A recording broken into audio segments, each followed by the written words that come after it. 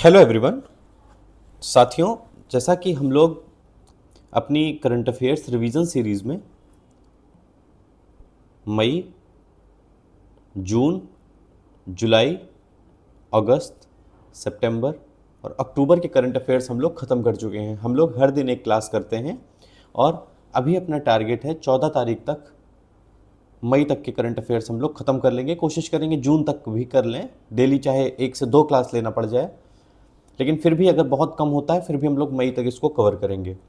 और उसके बाद हम लोग जून का करंट अफेयर्स कवर करेंगे और जैसे ही ये महीना ख़त्म होगा हम लोग जुलाई कवर करेंगे। यहाँ से हम लोग क्या करेंगे कि हम लोग अपना जो डिटेल्ड करंट अफेयर्स है उसको कवर करेंगे, भले 1.5 घंटा लगे, 2 घंटा लगे, 3 घंटा लगे, जो भी समय लगेगा, लेकिन एक वीडियो होगा और वो पर्याप्त होगा। वो चाहे आपका कोई प्री एग्ज़ाम हो, चाहे कोई मेंस एग्ज़ाम हो, अगर आप वो वीडियो देख लेंगे तो आपको एक फेयर आइडिया हो जाएगा कि कैसे आंसर्स फ्रेम करने हैं, प्री में कैसे क्वेश्चंस बनते हैं, प्री में अगर स्टेटमेंट बेस्ड क्वेश्चन बनते हैं तो वो भी आपके क्वेश्चंस हो जाएंगे। और जो ये मैं बातें कह रहा हूँ इनकी अगर आपको प्रामाणिकता देखनी है तो टेलीग्राम पे ग्रुप है, उसका मैं यहाँ पे लिंक लिख रहा हूँ, @ एक सेकेंड, आप अपने टेलीग्राम में जाएंगे और आप उसमें सर्च वाले ऑप्शन में जाएंगे तो वहाँ पे आपको लिखना पड़ेगा @UP जुडिशरी APO। जब आप ये टाइप करेंगे तो एक ग्रुप आएगा, उसमें इस समय 7187 बच्चे हैं, लगभग 7190, आप इसको 7200 मान लीजिए। जब आप सर्च करेंगे तब तक काफ़ी बच्चे बढ़ चुके होंगे। तो वहाँ पे जाके देखिएगा कि यूपी का APO का एग्ज़ाम हुआ था, प्री मेंस दोनों में। मैंने करंट अफेयर्स के एग्ज़ाम के ठीक बाद मैंने सारे बुकलेट्स के पेज नंबर के साथ वहाँ पे प्रूफ डाले हुए हैं। बिहार में ADO का एग्ज़ाम हुआ था, उसके मैंने सारे प्रूफ डाले हुए हैं। BPSC के एग्ज़ाम हुए थे PCS के, उसके सारे प्रूफ्स पड़े हुए हैं। आप उसको एक बार देख लीजिए और वापस आकर फिर ये वीडियो देखिए। और आपका जो भी आगामी एग्ज़ाम होगा, जैसे अभी 26 जुलाई को BPSC का एग्ज़ाम है, उसके बाद उससे पहले भी 15 जुलाई को ये बिहार APO है, 23 अगस्त को यूपी में लोअर PCS है, दिसंबर में UP PCS है, अपर UP PCS। तो ये सारे एग्ज़ाम में आपको प्रश्न सीधे तौर पे देखने को मिलेंगे। और हम लोगों का जो सोर्स रहता है वो PIB, the Hindu, Indian express, तो सारे जो जेन्युइन सोर्सेस रहते हैं गवर्नमेंट के, DD न्यूज़, तो यहीं से प्रश्न बनते हैं और यहीं से ये सारी चीज़ें आपको मिल रही हैं। तो चलिए हम लोग अब अपना शुरू करते हैं आज का नवंबर का करंट अफेयर। और आप एक बात के लिए और निश्चिंत रहिएगा कि यहाँ पे जो भी चीज़ें वैसी होंगी जो बहुत अजीबोगरीब तथ्य हैं, तो वो मैं आपको किसी न किसी तरीके से इन्हीं प्रश्नों के माध्यम से ही मैं आपको सिखा दूंगा कि कैसे आप उत्तर तक पहुँच सकते हैं। दूसरी सबसे बड़ी बात, ये बाइलिंगुअल है। देखिए जैसे ये क्वेश्चन दिया हुआ है, ठीक इसके नीचे इंग्लिश में क्वेश्चन दिया हुआ है और आंसर भी दोनों लैंग्वेजेस में है। तो अब इसमें मीडियम का कोई बैरियर नहीं रह जाएगा और आगे के जो भी PDFs बनेंगे, जो भी मटेरियल्स बनेंगे, वो ऐसे ही बनेंगे कि आपको कोई समस्या इस प्रकार की ना हो।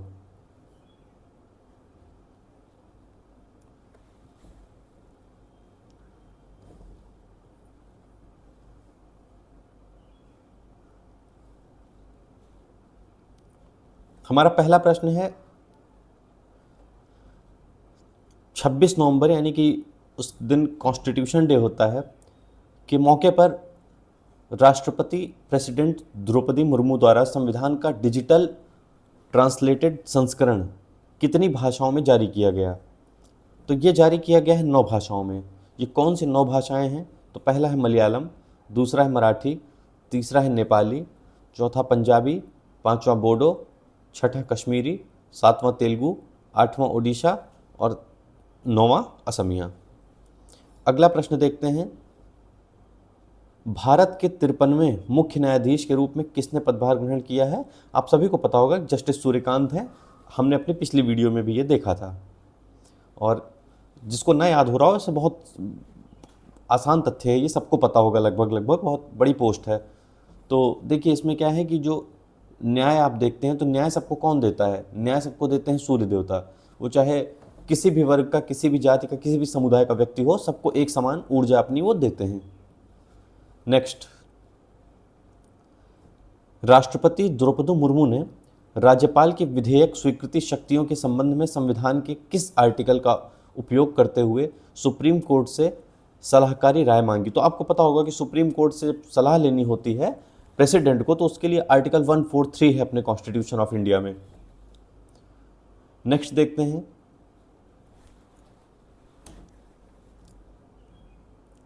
राष्ट्रपति द्वारा जो सलाह मांगी गई थी सुप्रीम कोर्ट से, तो सुप्रीम कोर्ट ने क्या स्पष्टीकरण दिया कि अनुच्छेद 200 के तहत किसी विधेयक पर राज्यपाल के पास कौन सा संवैधानिक विकल्प मौजूद है। तो ये प्रश्न पूछा गया था राष्ट्रपति के द्वारा, तो सुप्रीम कोर्ट ने क्या कहा? तो सुप्रीम कोर्ट ने कहा कि ये विधेयक को या फिर मंजूरी दे सकते हैं या उसे पुनर्विचार के लिए लौटा सकते हैं, या फिर राष्ट्रपति के विचारार्थ इसको आरक्षित रख सकते हैं अपने पास, यानी कि to grant assent, send it back for recommendation और reserve it for the president. तो ये तीन बातें जो है सुप्रीम कोर्ट ने बताई आर्टिकल 200 के तहत।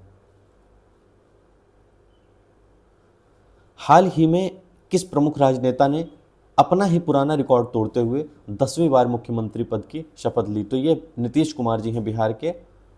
हालांकि अगर सबसे ज़्यादा बार आपसे पूछा जाए कि मुख्यमंत्री कौन बने हैं अभी तक, तो उनका नाम है पवन चामलिंग, और ये कहाँ के हैं? तो ये सिक्किम के हैं।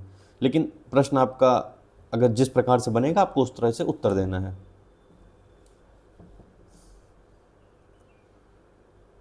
बिहार के उप मुख्यमंत्री के रूप में लगातार दूसरी बार किन नेताओं ने शपथ ग्रहण की? तो इनमें पहला नाम है सम्राट चौधरी का और दूसरा नाम है विजय कुमार सिन्हा का। अब सम्राट चौधरी जी इस समय क्या है? सम्राट चौधरी जिस समय मुख्यमंत्री बन गए हैं। अभी आगे हम लोग इसको भी डिस्कस करेंगे मई जून जुलाई के महीनों में, मई जून के महीनों में सारी चीज़ें आपको मिलेंगी, अप्रैल मई के महीने में। बिहार विधानसभा चुनाव में सबसे कम उम्र के विधायक के रूप में किसे चुना गया है? तो इनका नाम है मैथिली ठाकुर। ये खूब गाना वाना गाती हैं और आप देख सकते हैं करीब 25-26 साल इनकी उम्र है, और आप इनके गाने वगैरह यूट्यूब पे डालेंगे तो आपको बहुत सारे मिलेंगे। वहाँ बिहार में तो बहुत ज़्यादा चर्चित हैं, लगभग बिहार के तो हर एस्पिरेंट को पता होगा, बाहर वालों को शायद ना इनके बारे में मालूम हो। 2025 के बिहार विधानसभा चुनाव में किस राजनीतिक गठबंधन ने स्पष्ट बहुमत प्राप्त किया? तो ये एनडीए ने बहुमत प्राप्त किया था। बिहार विधानसभा चुनाव में सर्वाधिक सीटें जीतकर कौन सी पार्टी सबसे बड़े दल के रूप में उभरी? तो ये भाजपा है। भाजपा ने 89 सीटें वहाँ पे जीती। कैसे जीती मुझे भी नहीं पता। भारतीय संसद का शीतकालीन सत्र किस अवधि के दौरान आयोजित किया जा रहा है? तो ये 1 से 19 दिसंबर तक आयोजित किया जाएगा। नेक्स्ट, नवंबर 2025 में किस न्यायालय ने, अब देखिए शीतकालीन, अब दिसंबर में ठंड होती है, तो ये सब बहुत सिंपल से फैक्ट्स हैं, बहुत कॉमन से फैक्ट्स हैं, लगभग सबको पता होता है। जहाँ पे कुछ वैसा मुझे कठिन दिखेगा मैं आपको याद करवा दूंगा, आप निश्चिंत रहिए।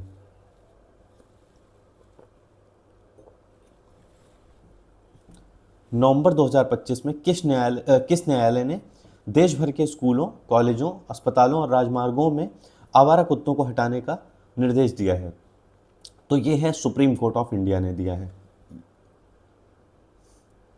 सुप्रीम कोर्ट के नए आदेश के अनुसार पुलिस को किस प्रकार के अपराधों में गिरफ्तारी के समय व्यक्ति को लिखित रूप में कारण बताना अनिवार्य है? तो किसी भी प्रकार की गिरफ्तारी हो, अब वो सब नहीं रह गया है कि कॉग्निजेबल, नॉन कॉग्निजेबल, किसी भी प्रकार का ऑफेंस हो, अगर पुलिस जो है गिरफ्तार कर रही है, चाहे अपराध छोटा हो या बड़ा हो, आईपीसी के तहत हो, बीएनएस के तहत हो, कुछ भी हो, अगर वो गिरफ्तार कर रही तो उन्हें जो है लिखित रूप में कारण बताना अनिवार्य होगा। आपको कंफ्यूज करने के लिए इसमें बहुत सारा कुछ भी दे सकता है, तो आप बस इतना याद रखिएगा कि कोई भी अपराध हो,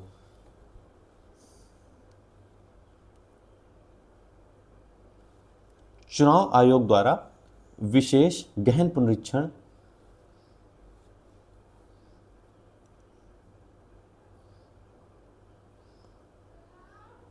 एक सेकंड, हाँ, चुनाव आयोग द्वारा विशेष गहन पुनरीक्षण यानी कि स्पेशल समरी रिवीजन का दूसरा चरण कितने राज्यों और केंद्र शासित प्रदेशों में आरंभ किया गया?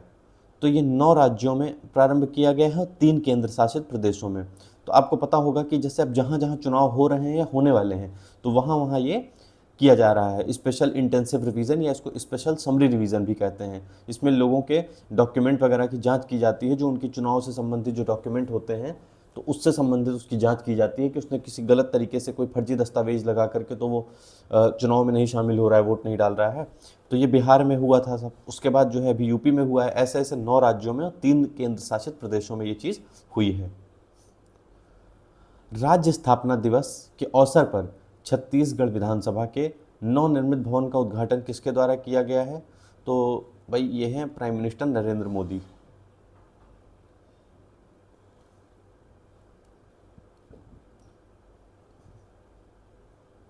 भारत का पहला राज्य कौन सा बन गया है जिसने आधिकारिक तौर पर स्वयं को अत्यधिक गरीबी से मुक्त घोषित कर दिया है? अत्यधिक गरीबी की बात हो रही है, मतलब गरीबी तो अभी भी है वहाँ पे, लेकिन जो अत्यधिक गरीबी होती है, जैसे जो फंडामेंटल नीड्स होती हैं इंसान की, रोटी कपड़ा मकान पढ़ाई दवाई, ये सारी चीज़ें जो होती हैं, तो उससे खुद को मुक्त कर लिया है, तो ये केरला है। WHO द्वारा जारी ग्लोबल टीबी रिपोर्ट 2025 के आंकड़ों के अनुसार भारत में टीबी के मामलों में कितने प्रतिशत की कमी आई है? तो ये 21% की कमी आई है। अब यहाँ से मैं आपको चीज़ें याद करवाऊंगा, क्योंकि यहाँ से जो तथ्य हैं थोड़े से मतलब परेशान करने वाले हैं। देखिए, टीवी आपको पता है टेलीविज़न होता था पहले, तो मतलब हम लोग जितने भी घरों में जाते थे लगभग हर घर में आपको बैठे हुए लोग मिल जाते थे। हर दूसरा व्यक्ति अब आपको मतलब पहले टीवी देखता हुआ ही मिलता था घर में, लेकिन आजकल जब से मोबाइल लैपटॉप्स इनका सबका दौर आया है, इनका सबका समय आया है, तो लोग अपने अपने मोबाइल फ़ोन्स में बिज़ी होते हैं। तो टीवी पहले जो है घर में 2 लोग देखते थे, आप कहीं भी जाएंगे तो आपको 2 लोग एक साथ बैठते हुए हंसते हुए रिमोट लेके हाथ में टीवी देखते हुए मिलेंगे। लेकिन अब जो समय आ गया है तो अब आपको 2 लोग टीवी देखते नहीं होंगे, एक जो सबसे बूढ़ा व्यक्ति होगा घर का बुजुर्ग वही हो सकता है कि मिल जाए, क्योंकि उनको भाई मोबाइल वोबाइल में इतना कुछ आता नहीं है। तो अब आपको एक व्यक्ति मिलेगा। तो पहले अब आप देखिए, पहले जो है कितने व्यक्ति थे? 2 थे, अब 1 हो गए। तो इससे आप याद रखिएगा 2 और 1, इस तरह से 21% की इसमें गिरावट आई है।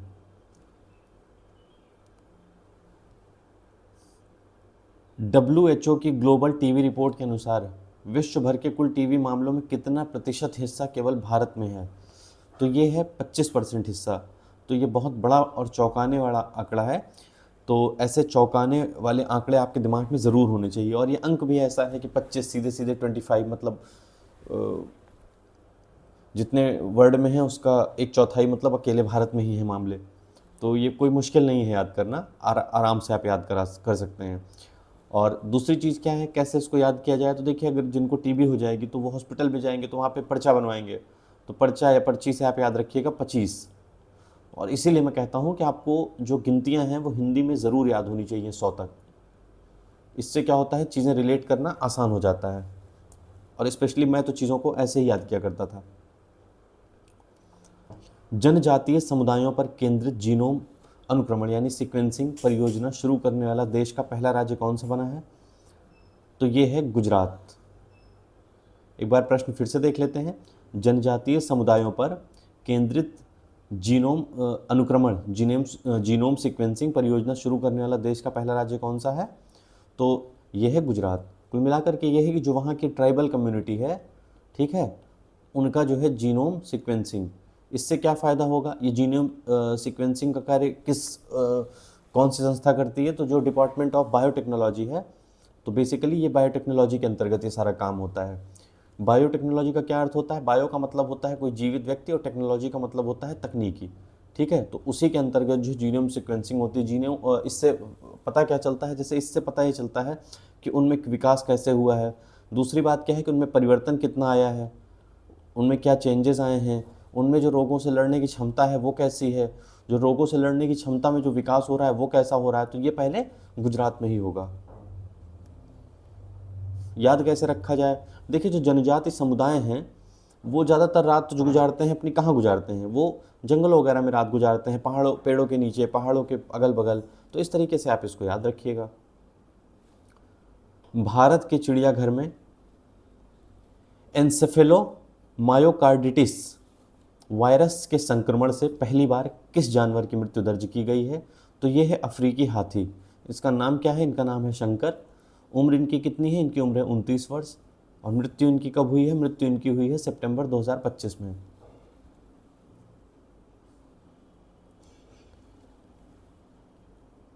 तंबाकू, वेपिंग और ई सिगरेट जैसे प्रोडक्ट्स पर पूरी तरीके से जनरेशनल बैन लागू करने वाला पहला देश कौन सा बन गया है विश्व का? जनरेशनल बैन का क्या मतलब होता है? जनरेशनल बैन का मतलब होता है कि एक ऐसा बैन जिसमें एक उम्र सीमा निर्धारित कर दी जाए, यानी कि जो 20 साल के बच्चे हैं, अब जो है इस चलिए एक दूसरा एग्जांपल लेके आपको उसको समझाता हूँ। जनरेशनल बैन का मतलब होता है कि अब इस पर्टिकुलर टाइम के बाद से, मान लीजिए कि अभी 2020 चल रहा है, इस पर्टिकुलर टाइम के बाद से अब जो है सिगरेट किसी को नहीं मिलेगी।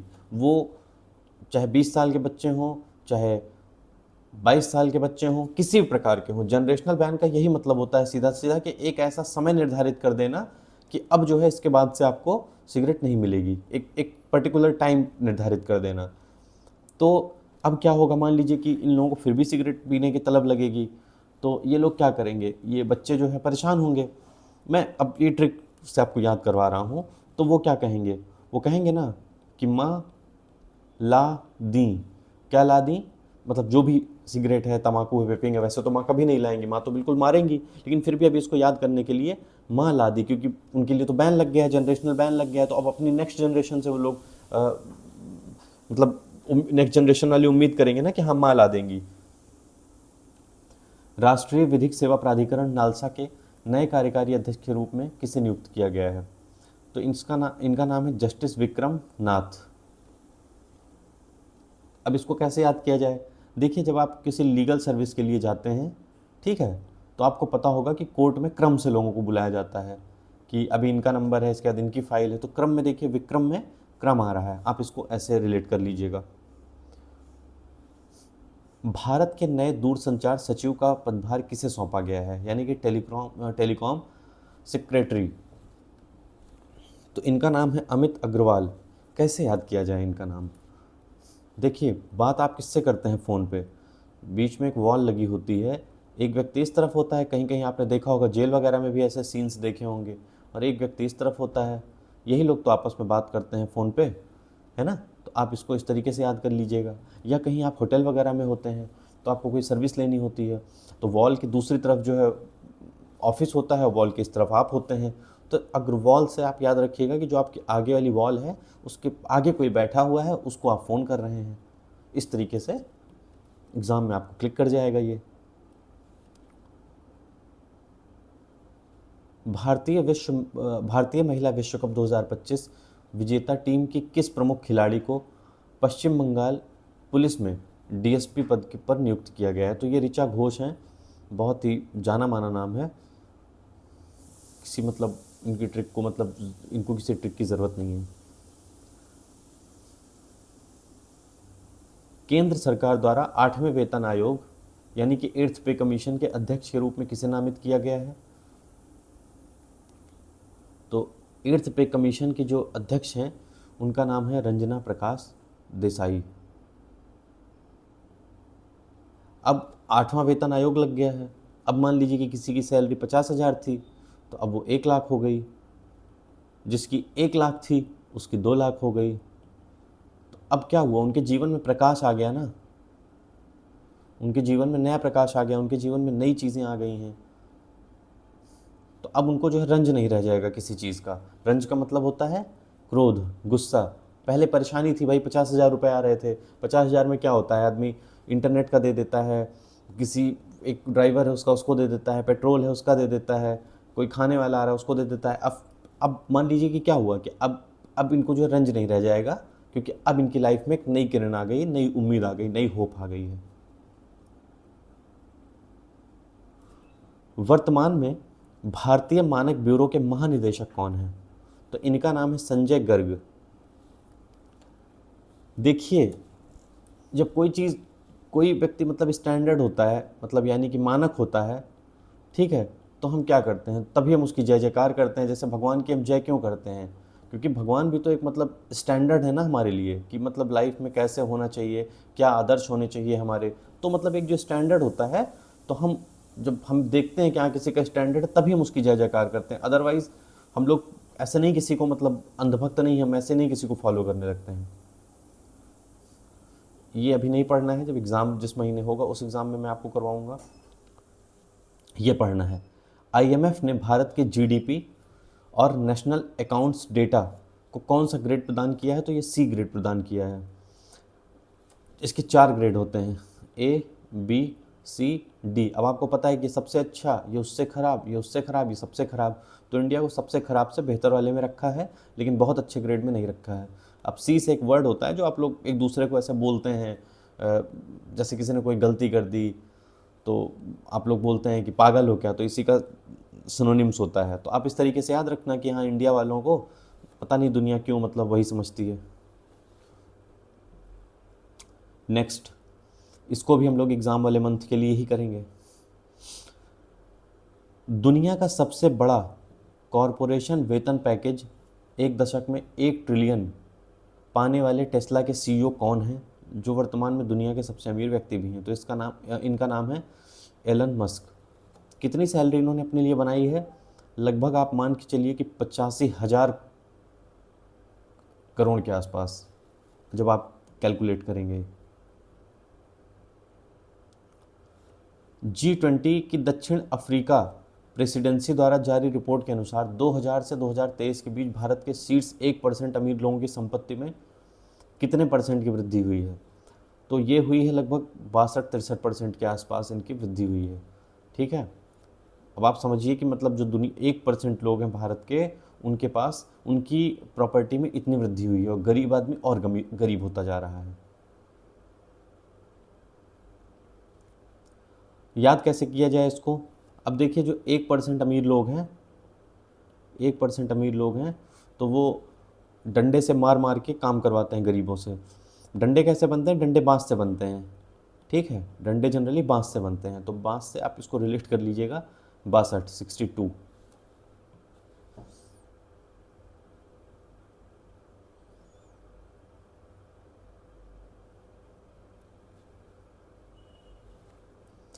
पश्चिमी नौसेना कमान में शामिल किए गए माहे श्रेणी के देश के पहले एंटी सबमरीन, यानी कि जो सबमरीन के खिलाफ मतलब अपना काम मजबूती से कर सके।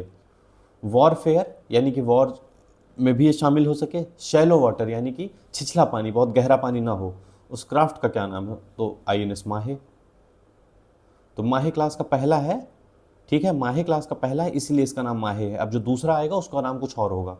तो ये फैक्ट आपके लिए आसान हो गया। 21 नवंबर 2025 को किस एयर शो के दौरान भारतीय फाइटर जेट तेजस क्रैश हो गया था? ये बहुत दुखद घटना हुई थी दुबई एयर शो में, जिससे पायलट की जान चली गई थी। तो ये 21 नवंबर को हुआ था। आप एक बार ज़रूर अभी ये क्लास देखने के बाद, अगर आप टैब में देख रहे हैं तो अपने फ़ोन में ज़रूर ये सर्च करिएगा, तो आपको मतलब बहुत दुख होगा देख के। हिंदुस्तान एरोनॉटिक्स लिमिटेड ने अमेरिकी कंपनी जनरल इलेक्ट्रिक के साथ $1 अरब यानी लगभग 8,870 करोड़ रुपए का समझौता किया। इसके तहत जनरल इलेक्ट्रॉनिक भारत को कितने जेट इंजन और सपोर्ट पैकेज प्रदान करेगी? तो ये 113 जेट इंजन जो है भारत को प्रदान करेगी। कैसे प्रदान करेगी? अब भाई कहीं कोई आप चीज़ ले रहे हैं वहाँ से, अमेरिका से, तो क्या बोलेंगे? पहले मान लो कि उन्होंने एक जेट दिया, मान लीजिए ये एक जेट है, तो कहेंगे 113, मतलब ये 113। फिर दूसरा देंगे, फिर कहेंगे ये 113। भाई वहाँ तो बहुत सारे लोग आएंगे ना खरीदने के लिए। भाई जनरल इलेक्ट्रिक इतनी कोई छोटी कंपनी तो है नहीं, यहाँ बहुत सारे लोग आएंगे। तो ऐसे ऐसे 113, 113, एक और 13, एक और 13, ऐसे ऐसे करते करते 113 जब दे देंगे तो ये चीज़ बोलना बंद कर देंगे। तो देखिए बार बार यही बोल रहे हैं ना कि 113, 113, तो ये क्या है? 113। नेक्स्ट, परमाणु ऊर्जा से संचालित होने वाली दुनिया की पहली क्रूज मिसाइल 9M730 ब्यूरे वेस्तनिक। अब देखिए ब्यूरे वेस्तनिक नाम ही जो है रशियन नाम लग रहा है, तो बिल्कुल कोई दिक्कत ही नहीं है इसमें। और सबसे बड़ी बात क्या है कि ये परमाणु ऊर्जा यानी न्यूक्लियर एनर्जी से संचालित होगी। न्यूक्लियर एनर्जी से संचालित होने का मतलब आप समझते हैं, मतलब ये बहुत बड़ी बात है अपने आप में। एक बार अगर मिसाइल चल गई ना तो अपना रेडिएशन मतलब पूरी दुनिया में छोड़ती हुई जाएगी और पूरी दुनिया के भी कई चक्कर लगाएगी। ये होती है न्यूक्लियर एनर्जी, जिससे आपकी लाइट वगैरह बनती है।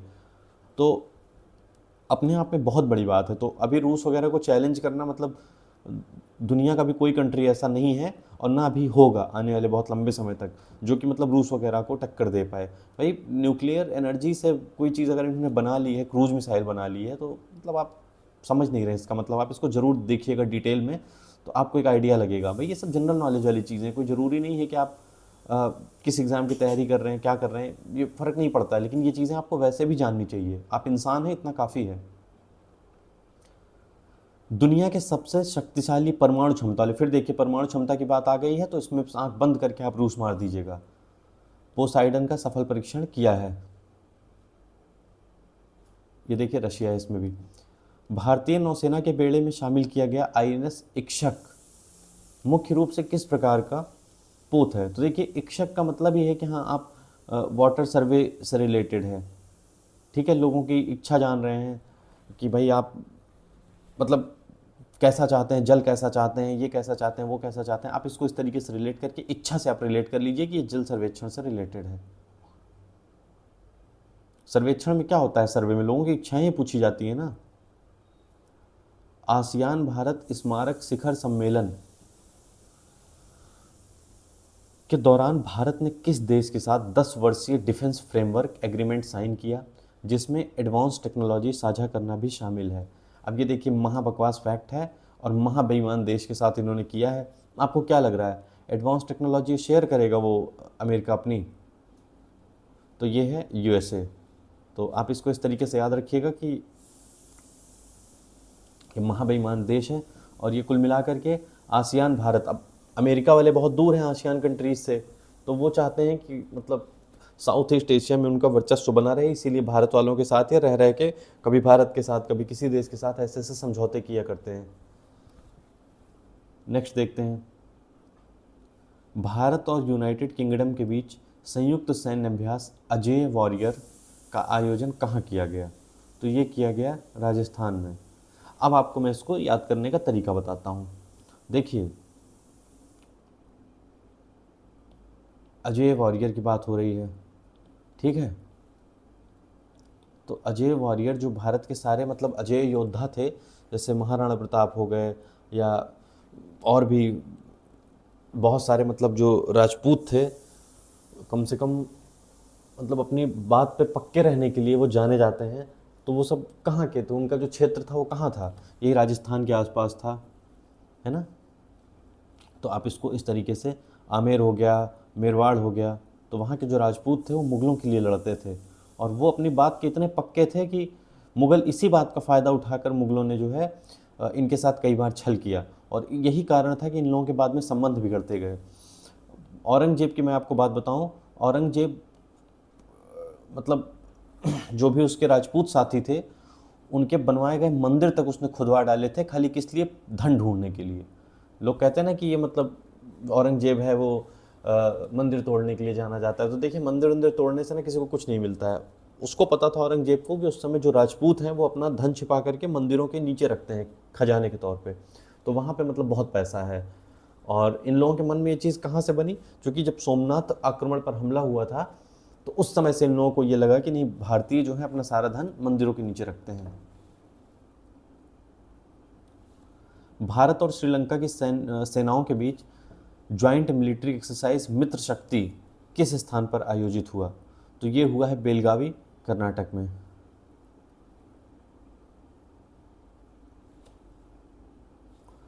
तो देखिए आपका कोई जो मित्र है वो बहुत शक्तिशाली है, तो आप उसको उसके बारे में क्या कहते हैं? अरे बैल है, एकदम बैल है बिल्कुल। तो ये आप इस तरीके से बैल, और उसको गंवार भी बोलते होंगे आप लोग कि अरे वो बैल है बिल्कुल गंवार टाइप का, तो इस तरीके से आप बेलगावी कर्नाटक इसको रिलेट कर सकते हैं। नवंबर 2025 में आयोजित अंतर्राष्ट्रीय गीता महोत्सव में हरियाणा मंडप का उद्घाटन किस केंद्रीय मंत्री द्वारा किया गया?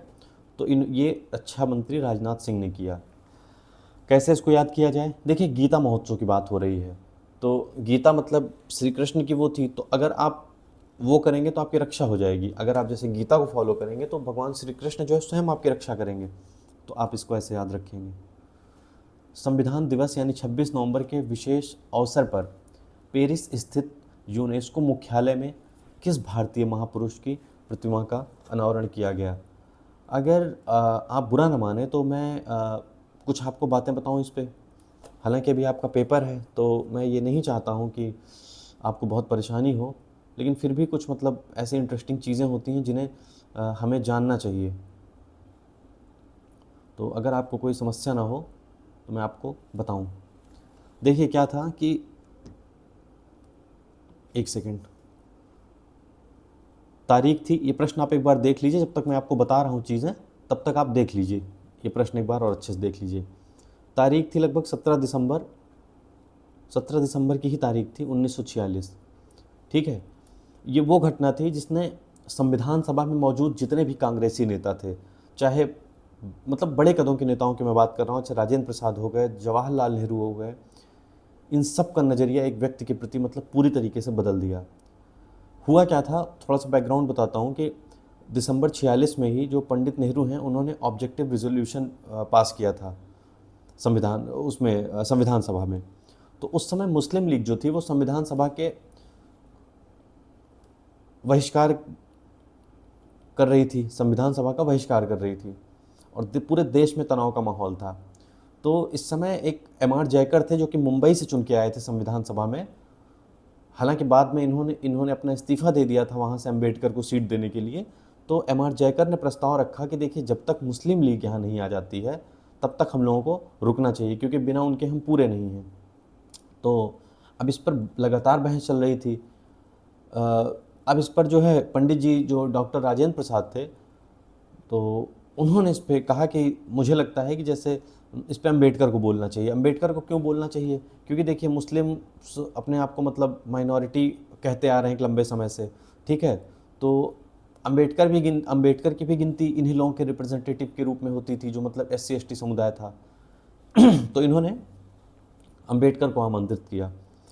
अब अम्बेडकर ने आके एक दलित नेता या कांग्रेस के आलोचक के रूप में जब भाषण नहीं दिया तो इन लोगों को मतलब बड़ा आश्चर्य हुआ कि इन्हें तो मतलब हमारे खिलाफ बोलना चाहिए, हमारे अगेंस्ट इनको कुछ कहना चाहिए। वो भाषण उन्होंने किसके तरीके से दिया? उन्होंने एक राजनेता मतलब स्टेट्समैन के रूप में उन्होंने अपना भाषण दिया और अत्यंत तार्किक और मतलब लीगल लैंग्वेज में उन्होंने देश की एकता, अखंडता यानी कि यूनिटी, इंटीग्रिटी और भविष्य के लिए एकजुट होने की उन्होंने बात कही। उन्होंने जो अपने भाषण में एक लाइन बोली वो मैं आपको मतलब बताना चाहता हूँ। मैंने जब इनकी बुक पढ़ी थी तो मुझे ये चीज़ मतलब मेरे दिमाग में रह गई। तो उसमें उन्होंने बोला था कि जो हमारी राजनीतिक, सामाजिक और आर्थिक भिन्नताएं चाहे जो भी हों, यानी कि हमारे पॉलिटिकल, सोशल या जो हमारा इकोनॉमिक डिफरेंसेस हैं वो कुछ भी हो सकते हैं, लेकिन एक दिन ऐसा आएगा जब हम सब एक साथ होंगे। कोई भी ताकत इस देश को महान बनने से नहीं रोक सकती। जब ये पूरा मतलब संविधान सभा ने सुनो ना, तो मतलब आप समझिए कि एक किसी पर्टिकुलर समुदाय के रिप्रेजेंटेटिव, छोटे समुदाय जिसका आज तक शोषण और दोहन होता हुआ आ रहा है, उस समुदाय के रिप्रेजेंटेटिव के रूप में जब एक व्यक्ति ने बोला ना, तो वहाँ पे जितने व्यक्ति थे सबके रोंगटे खड़े हो गए। और संविधान सभा में उस दिन उतनी तेज ताली बजी थी जितनी तेज उससे पहले कभी तालियां नहीं बजी थी, और ना उसके बाद कभी उतनी तेज तालियां बजी। तो ये थे महान शख्सियत और हस्ती डॉक्टर भीमराव अंबेडकर। इस भाषण ने संविधान सभा को मतलब इस प्रकार मंत्रमुग्ध किया कि चाहे वो डॉक्टर राजेंद्र प्रसाद हों, चाहे वल्लभ भाई पटेल हों, उनको ये स्पष्ट हो गया कि ये व्यक्ति केवल एक समुदाय का नहीं बल्कि राष्ट्र निर्माण का पूरा नेता है, यानी राष्ट्र निर्माता है। और इसका कानूनी ज्ञान जो है वो देश के काम आना ही चाहिए, क्योंकि ऐसा ही व्यक्ति है जो समाज की जड़ों से जुड़ा हो, वही व्यक्ति जो है समाज के लिए सही नीतियाँ बना सकता है। फिर देखिए वो लोग जो राजेंद्र प्रसाद वगैरह थे, तो इनका काम बेसिकली ये था कि जो सारे संविधान या कानूनी विशेषज्ञ हैं तो उनके बीच वो करें। उसी समय सर BN राव थे, वो खुद भी एक बड़े न्यायविद थे। तो जब संविधान के शुरुआती ड्राफ्ट पर काम चल रहा था तो विभिन्न जो समितियां थी उसमें, तो अंबेडकर द्वारा दिए गए जो तर्क थे और जो उनके कानूनी सुझाव थे, उनका स्तर इतना ऊंचा था कि बी एन राव सहित जितने भी वहाँ पे विशेषज्ञ थे उन सभी ने महसूस किया कि इस ड्राफ्टिंग में मुख्य भूमिका में ही होना चाहिए अम्बेडकर को। हम लोग गौण भूमिका तो नहीं कहेंगे, लेकिन मुख्य भूमिका में मतलब अम्बेडकर को रखिए और हम लोग मतलब इनके साथ ही मिलकर काम करेंगे। और सबसे बड़ी बात, जो अम्बेडकर के पास उस समय डिग्रियां थी वो सबसे सॉलिड थी। भाई इकोनॉमिक्स में इनके पास डिग्री थी कोलंबिया यूनिवर्सिटी की, ठीक है, लंदन से इनकी बैरिस्टर की डिग्री थी। तो इतनी बड़ी बड़ी डिग्रीज होने का मतलब जिसने इकोनॉमी पढ़ ली और जिसने जो है लॉ पढ़ लिया, उससे बेहतर नीतियाँ तो कोई बना ही नहीं सकता है, उससे बेहतर पॉलिसी मेकर हो ही नहीं सकता है। और आप सोचिए कि उन्होंने किताब लिखी थी the problem of the rupee. अंग्रेजों के बीच में मैं कह रहा हूँ कि आज की डेट में भी ये किताब एक स्टैंडर्ड मानी जाती है, मानक इसको माना जाता है। राजेंद्र प्रसाद खुद एक एडवोकेट थे, बेहतरीन एडवोकेट थे, इसलिए वे अम्बेडकर के मतलब लीगल एक्यूमेन यानी कि कानूनी कुशाग्रता को बहुत बेहतर अच्छे तरीके से पहचानते थे। तो इसी बीच जो है जुलाई 47 में जब विभाजन का कारण विभाजन हुआ जब इसका भारत का, तो डॉक्टर अंबेडकर वाली बंगाल की सीट चली गई है। बंगाल के सीट से ये आए हुए थे, शायद उसका नाम जयसुर कुलना ऐसे कुछ नाम था वहाँ का, मुझे एग्जैक्ट नहीं याद आ रहा है। तो अब जब वहाँ की सीट चली गई, देश बट गया, तो इनके भी बाहर जाने का खतरा हो गया कि भाई अब तो पाकिस्तान चले जाएंगे। तो इसी समय जो है स्वतंत्र भारत की पहली कैबिनेट बनी थी। महात्मा गांधी ने नेहरू को सलाह दिया आके बैठा के कि सुनो, आज़ाद भारत की जो कैबिनेट है उसमें केवल कांग्रेसी नहीं होनी चाहिए बल्कि देश के जो सबसे योग्य व्यक्ति हैं उनको जगह मिलनी चाहिए। और इनका इशारा था किसकी तरफ? इनका इशारा था अंबेडकर की तरफ। जब ये तय हो गया कि अंबेडकर को कानून मंत्री बनाया जाए, तो उनका संविधान सभा में होना तकनीकी और नैतिक रूप से आप खुद समझिए कि अनिवार्य हो जाता है गांधी जी के सिर्फ एक इशारे से। फिर क्या हुआ था कि उस समय कांग्रेस के आला कमान दो व्यक्ति थे, चाहे राजेंद्र प्रसाद का नाम ले लीजिए और सरदार पटेल का नाम लीजिए, तो ये मतलब कोई बड़ी बात नहीं होगी। इन्होंने मिल के मतलब निर्णय लिया आपस में, क्योंकि देखिए राजेंद्र प्रसाद को पता था कि राजेंद्र प्रसाद को नेहरू जी बहुत पसंद नहीं करते थे, क्योंकि इनकी लोकप्रियता धीरे धीरे बढ़ती जा रही थी। पहली बात ब्राह्मण आदमी, दूसरी बात ब्राह्मण का अर्थ मैं वो वाली बात नहीं कर रहा हूँ जाति वाली। ब्राह्मण का व्यक्ति मतलब होता है सुलझा व्यक्ति। अगर कोई 80 व्यक्ति है वो भी सुलझा है तो वो भी ब्राह्मण है, और कोई अगर ब्राह्मण है और वो उलझा है तो फिर आप समझ लीजिए कि मतलब जो ब्राह्मण की डेफिनेशन है वो डेफिनेशन आप खुद अपने कॉमन सेंस से अपने हार्ट से जब आप पूछे तो आपको पता चल जाएगा ब्राह्मण का क्या मतलब होता है। तो इस प्रकार से अंबेडकर और राजेंद्र प्रसाद ने तय किया कि अंबेडकर को हमें वापस लाना ही होगा।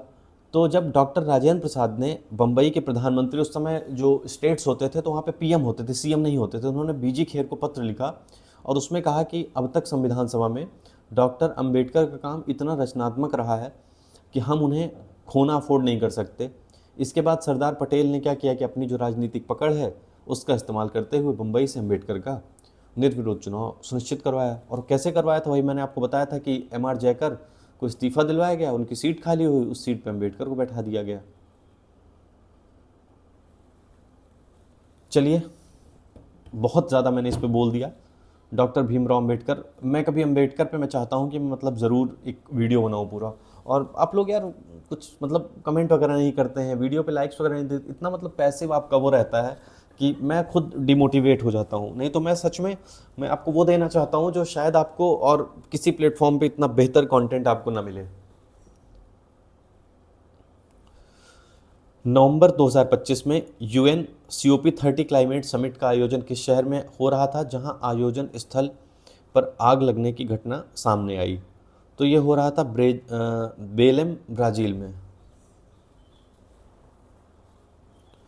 तो कैसे इसको याद किया जाए कि आग लगने की घटना सामने आई? देखिए, जब आग लगती है तो लोग क्या बजाते हैं? बेल बजाते हैं, ठीक है, तो बेल से आप बेलेम याद रखिए। दूसरी चीज़, प्राचीन समय में क्या होता था, आग लगती थी तो लोग कुएं जाते थे ना, कुएं से पानी निकालने, तो कुएं को भी बेल बोलते हैं। तो आप इसको बेलेम से उसको रिलेट कर लीजिए उससे। अब इसमें पूछा गया है कि जो क्लाइमेट समिट हुआ था इसमें भारतीय प्रतिनिधिमंडल का नेतृत्व किसने किया? तो देखिए, ये क्लाइमेट चेंज के लिए होता है। क्लाइमेट चेंज किसकी? भू की। भू यानी कि अर्थ। तो देखिए इनका कितना अच्छा नाम है, भूपेंद्र। इससे सुंदर ट्रिक तो मतलब बन ही नहीं सकती किसी चीज़ को याद करने के लिए। देखिए इनके नाम में ही भू आ रहा है, भू का मतलब पृथ्वी, धरती। नेक्स्ट है, किस देश के मदीना शहर के पास एक बस और टैंकर की भीषण टक्कर में लगभग 42 भारतीय नागरिकों की मौत हो गई। तो ये है सऊदी अरब। कैसे इसको रिलेट किया जाए, देखिए सऊदी अरब में ज़्यादातर जो इंडियन मुस्लिम कम्युनिटी है तो वहाँ के लोग जाते हैं पैसे वगैरह कमाने के लिए वहाँ पे नौकरी करके। तो और हम क्यों पढ़ेंगे करंट अफेयर किसी भी और मतलब उसका, भाई यहाँ पे भारतीय लोगों की मृत्यु हुई है इसीलिए हम इसको पढ़ रहे हैं। तो थोड़ा सा आप इसको इस तरीके से याद रखिएगा। 10 नवंबर की शाम किस शहर में एक कार विस्फोट, कार कौन सी थी, सफ़ेद Hyundai i20 में 13 लोगों की जान चली गई, जिसे केंद्र सरकार ने आतंकवादी कृत्य घोषित किया गया। तो नई दिल्ली है, यहाँ लाल किला मेट्रो स्टेशन के गेट नंबर 1 के सामने ये चीज़ हुई थी। 99% लोगों ने देखा होगा न्यूज़ में, अगर थोड़े भी एक्टिव हैं, जो जीवित हैं लोग उनको पता है ये घटना। वंदे मातरम के 150 वर्ष पूरे होने के उपलक्ष्य में आयोजित 1 साल के समारोहोत्सव के उद्घाटन के दौरान पीएम मोदी ने कितने रुपए का स्मारक सिक्का जारी किया? कितने वर्ष पूरे हुए? 150। कितना सिक्का जारी होगा? 150। सीबीएसई द्वारा अपना प्रथम अंतर्राष्ट्रीय सहोदय सम्मेलन कहाँ आयोजित किया गया? देखिए, जब मैं स्कूल में था अपने तो उस समय एक दुबे जी थे, ठीक है। फिर जब मैं बीएचयू में था तो वहाँ भी एक दुबे जी थे। तो इस समय जो ये दुबे जी हैं ये उस समय इसमें सीबीआई में एपीओ हैं। और ये जो दुबे जी हैं ये भी वहीं दिल्ली में टीचर हैं, सीबीएसई में ही टीचर हैं, सीबीएसई में ही थे वो। तो कैसे इसको याद किया जाए? देखिए, ये दुबे उबे जी जो होते हैं ना, बड़े मतलब मस्त आदमी होते हैं और इनको आप मतलब आराम से अगर चिढ़ाएंगे भी तो इनको कोई दिक्कत नहीं है। तो सीबीएसई स्कूल में आप इमेजिन कीजिए कि कोई आपके साथ दुबे जी हैं और आप उनको जो है चिढ़ा रहे हैं, ए दुबैया, इस टाइप से आप उनको बुला रहे हैं, लेकिन वो आपको कुछ नहीं बोल रहे हैं क्योंकि बहुत सहनशील हैं। सहोदय सहनशील, आप इसको ऐसे रिलेट कर लीजिए। क्या ना उत्तर है दुबई में। 30 अक्टूबर को सरदार वल्लभ भाई पटेल की 150वीं जयंती के अवसर पर प्रधानमंत्री मोदी द्वारा कितने मूल्य का विशेष स्मारक सिक्का जारी किया गया?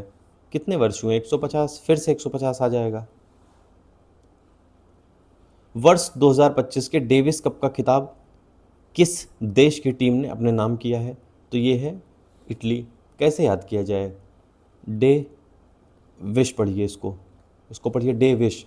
क्या विश है आज के दिन की? इडली खाना है तो आप इडली खा लो, इसको आप इडली पढ़ लो, ठीक है।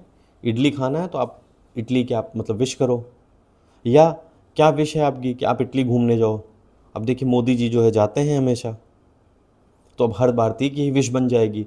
तो डेविश की जगह मतलब डेविस की जगह पे आप इसको डेविश पढ़ो। T20 वर्ल्ड कप 2025 की सह मेजबानी किन देशों को सौंपी गई? तो भारत और श्रीलंका को सौंपी गई। एक फैक्ट इससे आपका पुराना फिर से लेट करवाता हूँ। भारतीय और श्रीलंका इन दोनों के बीच में कौन सा अभ्यास होता है? तो होता है मित्र शक्ति। कहाँ हुआ था? अभी मैंने आपको बैल से याद करवाया था, ठीक है, कर्नाटक, ठीक। अब आप देखिए कि को होस्टिंग किसको मिलेगी? जिनके बीच में आपस में बनती होगी, जो आपस में मित्र होंगे। तो ये क्या हो जाएगा? भारत और श्रीलंका। आगामी, अब आगामी तो नहीं रहा, हो गया है। T20 विश्व कप 2026 के लिए किस प्रमुख भारतीय क्रिकेटर को एम्बेसडर बनाया गया? तो ये बनाया गया था रोहित शर्मा को। खेलो इंडिया यूनिवर्सिटी गेम्स के 5वें संस्करण की मेजबानी किस राज्य शहर ने की? हाँ, इसको आपको याद करवा देता हूँ। देखिए, इनके नाम में हिट आ रहा है, ठीक है। और T20 में क्या होता है? 20 ओवर का मैच होता है, उसमें धोना होता है भयानक की मतलब बहुत देर वहाँ पे टिक के नहीं खेलना है, डबल सिंगल लेकर के चौके छक्के मारने हैं, ठीक है। हिट करना है, कोई हिटर होना चाहिए वहाँ पे जो हिट करके खेले, इसीलिए इनको एम्बेसडर बनाया गया। खेलो इंडिया यूनिवर्सिटी गेम्स के 5वें संस्करण की मेजबानी किस राज्य या फिर शहर ने की? तो ये जयपुर राजस्थान ने किया है।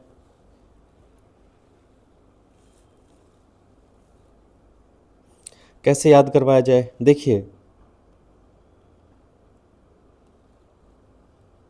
यूनिवर्सिटी, सॉरी, देखिए यूनिवर्सिटी में कोई गेम हो रहा है, ठीक है, तो वहाँ पे क्या है कि आपको हिंदू, मुस्लिम, सिख, क्रिश्चियन, जैन, बौद्ध सब मिलेंगे, ठीक है। तो वहाँ पे ये जयकारा वैकारा ये सब चीज़ें वहाँ लगाना सही नहीं है। आपको मतलब बिल्कुल सेकुलर रह के खेलना होगा। तो आप इस तरीके से इसको याद रखिएगा कि किसी यूनिवर्सिटी में अगर कोई गेम हो रहा है तो वहाँ पे आप मतलब जय जय नहीं कर सकते हैं किसी की। खेलो इंडिया यूनिवर्सिटी गेम्स के आधिकारिक शुभंकर का नाम क्या है? तो अब देखिए राजस्थान में हुआ है, तो राजस्थान का में सबसे ज़्यादा कौन सा जानवर आपको मिलता है? तो ऊँट मिलता है। तो वहाँ पे उसको खम्मा और घड़ी बोल सकते हैं, ठीक है। तो जो ये मेल वो है उसको खम्मा और जो फीमेल ऊँट है इसको घड़ी बोलेंगे। खेलो इंडिया यूनिवर्सिटी गेम्स 2025 के लिए थीम सॉन्ग कौन सा चुना गया है? तो पधारो मारो राजस्थान, जीतो सारा हिंदुस्तान। क्या है ये? पधारो मारो राजस्थान और जीतो सारा हिंदुस्तान। तो यह आपने सुना होगा पहले भी आपने ये लाइन। किस देश ने लगातार दूसरी बार महिला कबड्डी विश्व कप का खिताब जीता है? तो ये है भारत ने जीता है दूसरी बार लगातार। पिछली बार इन्होंने हराया था ईरान को और इस बार इन्होंने हराया है चीन को। वर्ल्ड बॉक्सिंग के नए अध्यक्ष के रूप में किसे चुना गया है? तो इनका नाम है गुनाही गोलोवकिन। अब देखिए बॉक्सिंग में क्या होता है भाई, किसी ने किसी के चेहरे पे मार दिया तो गुनाह हो जाता है ना। वो जब आप वो पढ़ेंगे, कोई सीरियल देखेंगे, कोई पता नहीं कौन सा कोई सीरियल था, कोई मुस्लिम उसका सीरियल था, तो उसमें वो बोलते हैं गुनाह अजीम किया है तूने। तो भाई मैं तो एकदम देख के डर ही गया। तो ये आप याद रखिएगा कि बॉक्सिंग का मतलब ये है कि किसी ने किसी को मुक्का मार दिया चेहरे पे तो मौलवी जी बोलेंगे कि गुनाह अजीम किया है तूने। तो इस तरीके से आप गिनाही गोलोवकिन याद रखिएगा। प्रथम बाइंड महिला T20 विश्व कप का विजेता कौन सा देश बना? तो ये भारत ही बना है। देखिए भारत वालों में इतनी क्षमता है कि उन्हें ना दिखाई देते हुए भी वो इस खेल को खेल लें। तो ये नेपाल को इन्होंने हराया था और कोलंबो में ये आयोजित हुआ था और 7 विकेट से हराया था नेपाल को। कैसे होता है ये गेम? देखिए एक बॉल होती है, जैसे मान लीजिए कि एक बॉल है तो उसमें कुछ ऐसी चीज़ें डाल दी जाएंगी कि जब वो बॉल फेंकी जाए तो उसमें से कुछ कुछ आवाज़ आए। तो जब वो बॉल ज़मीन पे पड़ती है वहाँ पे टप्पा खाती है और जब पहुँचती है खिलाड़ी के पास तो उतने में वो अंदाज़ा लगा देता है। और इसी तरीके से सारे लोग फील्डिंग भी करते हैं। तो उस बॉल में जो ध्वनि होती है तो उस ध्वनि के बेसिस पे ये लोग मतलब खेलते हैं। अब सोचिए कितना मतलब कितनी बड़ी बात है, ये कितना इंटरेस्टिंग होगा इसको देखना। मुझे लगता है कि जैसे जो ये नॉर्मल क्रिकेट है उससे ज़्यादा लोगों को ये देखना चाहिए। और ये जीता कौन है? अपना इंडिया जीता है। और सरकार को इस पर और बेहतर काम करना चाहिए। अगर सच में भारत को विश्व गुरु बनाना है तो सरकार को ऐसी चीज़ों पे काम करना चाहिए भाई। और यहाँ पे ऐसे स्कूल्स खोलने चाहिए जहाँ पर ऐसे लोगों को ट्रेनिंग दी जाए, विदेश से भी लोग ऐसे आएंगे। विश्व मुक्केबाजी cup world boxing cup Bharat ने महिला और पुरुष दोनों वर्ग में 9 स्वर्ण पदक सहित कुल कितने वो मेडल्स जीते हैं? तो टोटल 20 मेडल्स जीते हैं। कैसे याद रखा जाए? देखिए जब आप किसी को मुक्का वगैरह मार देते हैं तो वो गिर जाएगा। जब वो गिर जाएगा तो क्या हो जाएगा? पीस हो जाएगी, एकदम पीस, बिल्कुल शांति। तो पीस से आप याद रखिए 20। इसमें 9 गोल्ड हैं। उसके बाद कोई भी आप 2 याद कर लीजिए तो आपको तीसरा अपने आप याद हो जाएगा। अब 9 गोल्ड आपने याद कर लिया। 9 गोल्ड कैसे याद किया जाए? देखिए कोई आपसे मांगा कि गोल्ड दे दो, आपने कहा नो। नो मतलब 9। उसने क्या किया? उसने मुक्का मार दिया। तो जिसको मुक्का पड़ा वो रज में गिर गया। रज का मतलब होता है धूल। रज में गिर गया तो लोगों ने उसको देख के बोला छी, मतलब इतना कमज़ोर था कि लड़ नहीं पाया अपने लिए। तो छी से आप 6 याद रखिएगा। तो सिल्वर में आप 6 और गोल्ड में 9 से 9। एशियाई तीरंदाजी चैंपियनशिप में शीर्ष स्थान प्राप्त करने वाले भारत ने कुल कितने मेडल्स जीते? तो इन्होंने 10 पदक जीते हैं। कैसे याद किया जाए? देखिए, ये तीर होता है, ठीक है, और ये होता है आपका धनुष। आप ईमानदारी से बताइए, ऐसे होता है धनुष आपका कुछ कुछ। सॉरी, ये गलत हो गया, बी बना दिया मैंने गलती से। ऐसे आपका धनुष होता है, ये आपका ऐसे धनुष होता है, ऐसे होता है लगभग धनुष, और इसी में आप ऐसे तीर लगाते हैं। तीर आप ऐसे सीधे रख दीजिए, धनुष आप ऐसे रख दीजिए। ये आपको किस गिनती की तरह दिख रहा है? ईमानदारी से बताइए। 10 जैसा दिख रहा है ना? तो देख लीजिए आपका आंसर भी 10 है। हो गया ना जादू? ऐसे ही पढ़ते रहिए, जादू होता रहेगा। भारत के 91वें शतरंज ग्रैंड मास्टर बनने का गौरव किसे प्राप्त हुआ है? तो इनका नाम है राहुल BS। तो ये 21 वर्षीय हैं, इनका नाम है राहुल। बहुत कॉमन नेम है, आप मतलब पहुंच जाएंगे आराम से।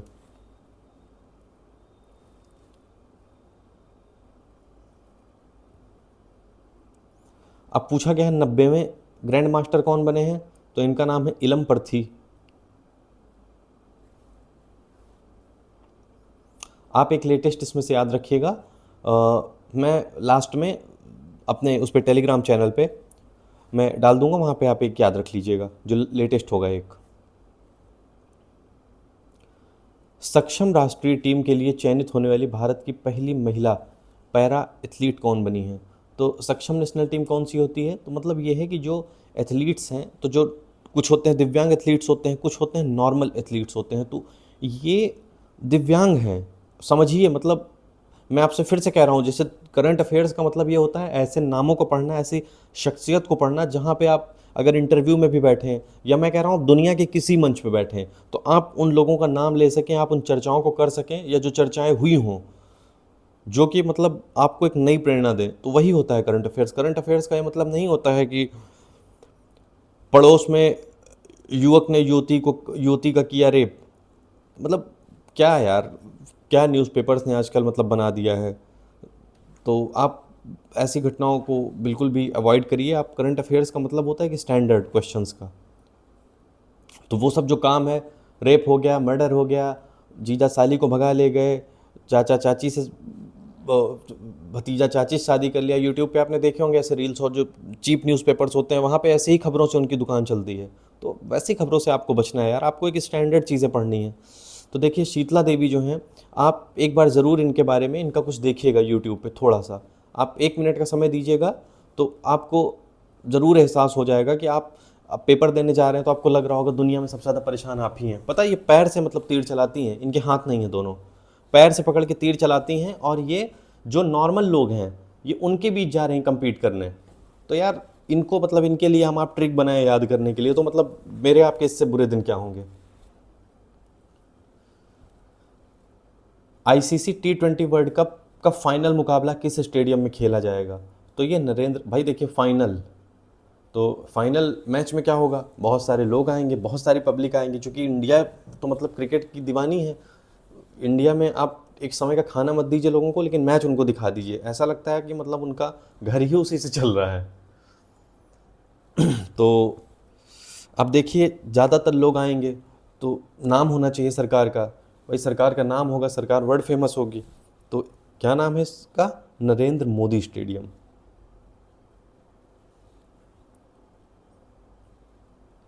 ये पता नहीं कहाँ से भी मतलब ये कॉन्सेप्ट शुरू हो गया है। भाई देखिए, पहले समय में ये होता था कि जब किसी की डेथ हो जाती थी तो उसके नाम पे किसी बिल्डिंग का और इन सब सारी चीज़ों का नाम रखा जाता था। पता नहीं क्या हो रहा है आज के समय में कि लोग जीवित हैं तो मतलब अपने व्यक्तित्व को उभारने के लिए किसी बिल्डिंग पे अपना नाम रख दे रहे हैं, कहीं कुछ कर दे रहे हैं। ये तो मतलब ठीक नहीं है। एक ये अलग बात है कि हाँ, आपके नाम पे कोई कोचिंग चलती हो, संस्था चलती हो, वो आप अपने नाम से रख लीजिए, ठीक है, कोई स्कूल। लेकिन ऐसी चीज़ें मतलब स्टेडियम एंड ऑल, ये सब तो यार जिसकी मृत्यु हो जाती है उसको सम्मान देने के लिए, कोई शहीद हुआ हो, कोई किसान हो जिसने आत्महत्या कर ली हो, ऐसे किसी व्यक्ति का मतलब वो करना चाहिए ना, जिससे लोगों को एक मतलब प्रेरणा मिले, लोग सीखें, लोग उनके लिए काम करें। या कोई व्यक्ति जो पर्यावरण के लिए काम कर रहा है। अब हम लोग वो ये मेहता का केस पढ़ते हैं इसमें कॉन्स्टिट्यूशन में और एनवायरनमेंट में। आप देखिए उनके नाम पे ये लोग कुछ नहीं कर रहे हैं, जो व्यक्ति मतलब लड़ रहा है सबसे। खैर क्या ही कहा जाए, चलिए। वर्ष 2028 में ओलंपिक खेलों से महिलाओं के किस भार वर्ग को हटा दिया गया है, जिसमें मीराबाई चानू ने टोक्यो ओलंपिक में रजत पदक जीता था? तो ये 49 किलोग्राम भार वर्ग को हटा दिया गया है। अब इसकी जगह जो भार वर्ग है वो बढ़ा दिया गया है, तो यानी कि अब किसी को फाइट करना होगा, तो अब उसका वेट मिनिमम जो है 53 होना चाहिए। कैसे इसको याद रखा जाए? तो देखिए क्या होता है ना कि जो ओलंपिक वगैरह है बहुत ऊंची चीज़ है। ओलंपिक जो है सबसे ऊंची चीज़ है, इसके बाद मतलब इससे ऊपर कुछ नहीं। अगर आप ओलंपिक में जीत गए तो आपने दुनिया जीत लिया। तो ये है ऊंचा से 49। और इसी से एक चीज़ और आप याद रखिएगा, जो नाटो की स्थापना हुई थी तो वो भी हुई थी 49 में। कैसे इसको याद रखें? नाटो मतलब नाटा और ऊंचा का मतलब 49।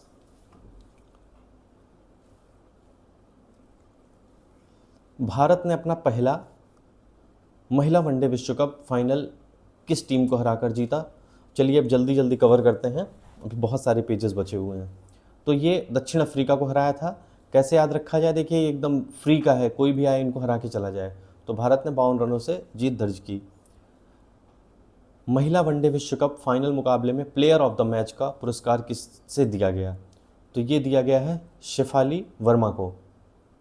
देखिए कैसे याद किया जाए? जो प्लेयर होता है ना, असल में प्लेयर, बाकी सब तो वहाँ फील्ड पे खेलते हैं, वो सब सही बात है, लेकिन जो इनको खेलने की एनर्जी देता है कौन होता है? शेफ़ होता है, जो वही देता है। तो शेफ़ से आप शेफाली याद रखिएगा भाई, जो खाना बना रहा होगा उसी से इन लोगों को एनर्जी मिल रही होगी। अब ये प्लेयर ऑफ द टूर्नामेंट पूछा गया है। भाई देखिए ये क्या है? मैच है, यानी कि हर मैच में कौन है प्लेयर ऑफ द मैच? तो हर मैच के पीछे कौन है? तो शेफाली वर्मा है। लेकिन अभी बात हो रही टूर्नामेंट की। भाई देखिए टूर्नामेंट क्या है? टूर्नामेंट है जो वहाँ पे एक्चुअल में खेल चल रहा है। तो खेल वहाँ कैसे चल रहा है? तो जो वहाँ लाइट्स हैं उसकी वजह से खेल चल रहा है। तो ये क्या है? दीप। आप दीप याद रखिएगा यहाँ पे, दीप्ति शर्मा। पूरा टूर्नामेंट ही ना हो पाता।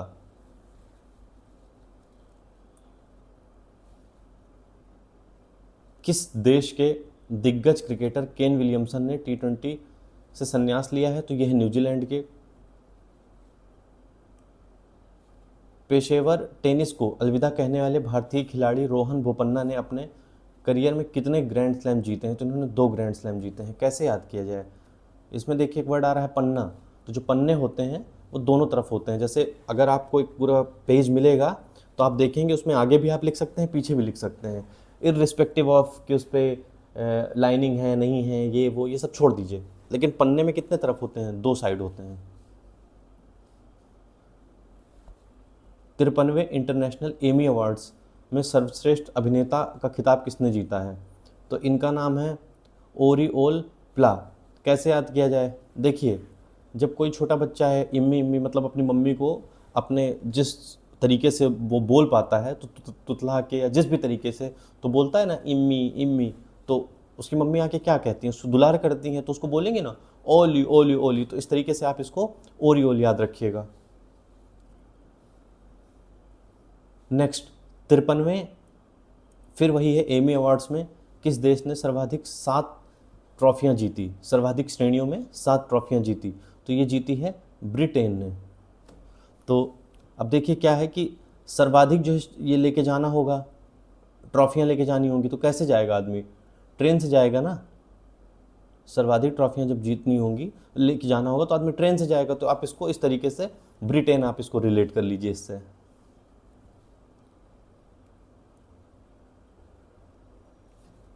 द स्पिरिट्स बिजनेस अवार्ड्स 2025 में रम ब्रांड ऑफ द ईयर खिताब किसने जीता? कौन से रम ने जीता है?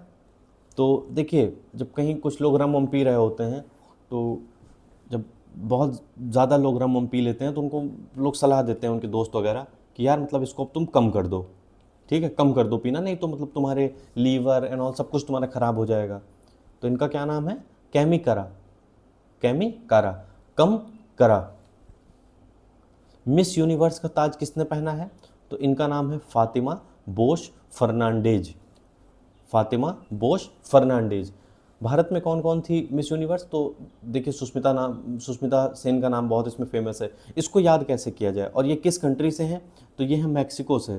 तो आप इसको ऐसे याद रखिएगा कि ये मतलब इतनी सिंपल है, इतनी साधारण है कि ये वहाँ पे मैक्सी पहन के चली गई। लेकिन फिर भी जो है भाई, भारत में क्या है कि नारियों का, महिलाओं का सम्मान है। तो आप इसको ऐसे याद रखिएगा कि आप कुछ भी पहन के जाइए, लेकिन भाई ठीक है, आप तो देवी का स्वरूप है, तो आपको लोग उसी तरीके से देखेंगे, वैसे ही सम्मान की नज़र से देखेंगे। और पहली भारत की न्यायाधीश कौन थी? तो फातिमा जी थी। तो आप इस तरीके से इसको याद कर लीजिए।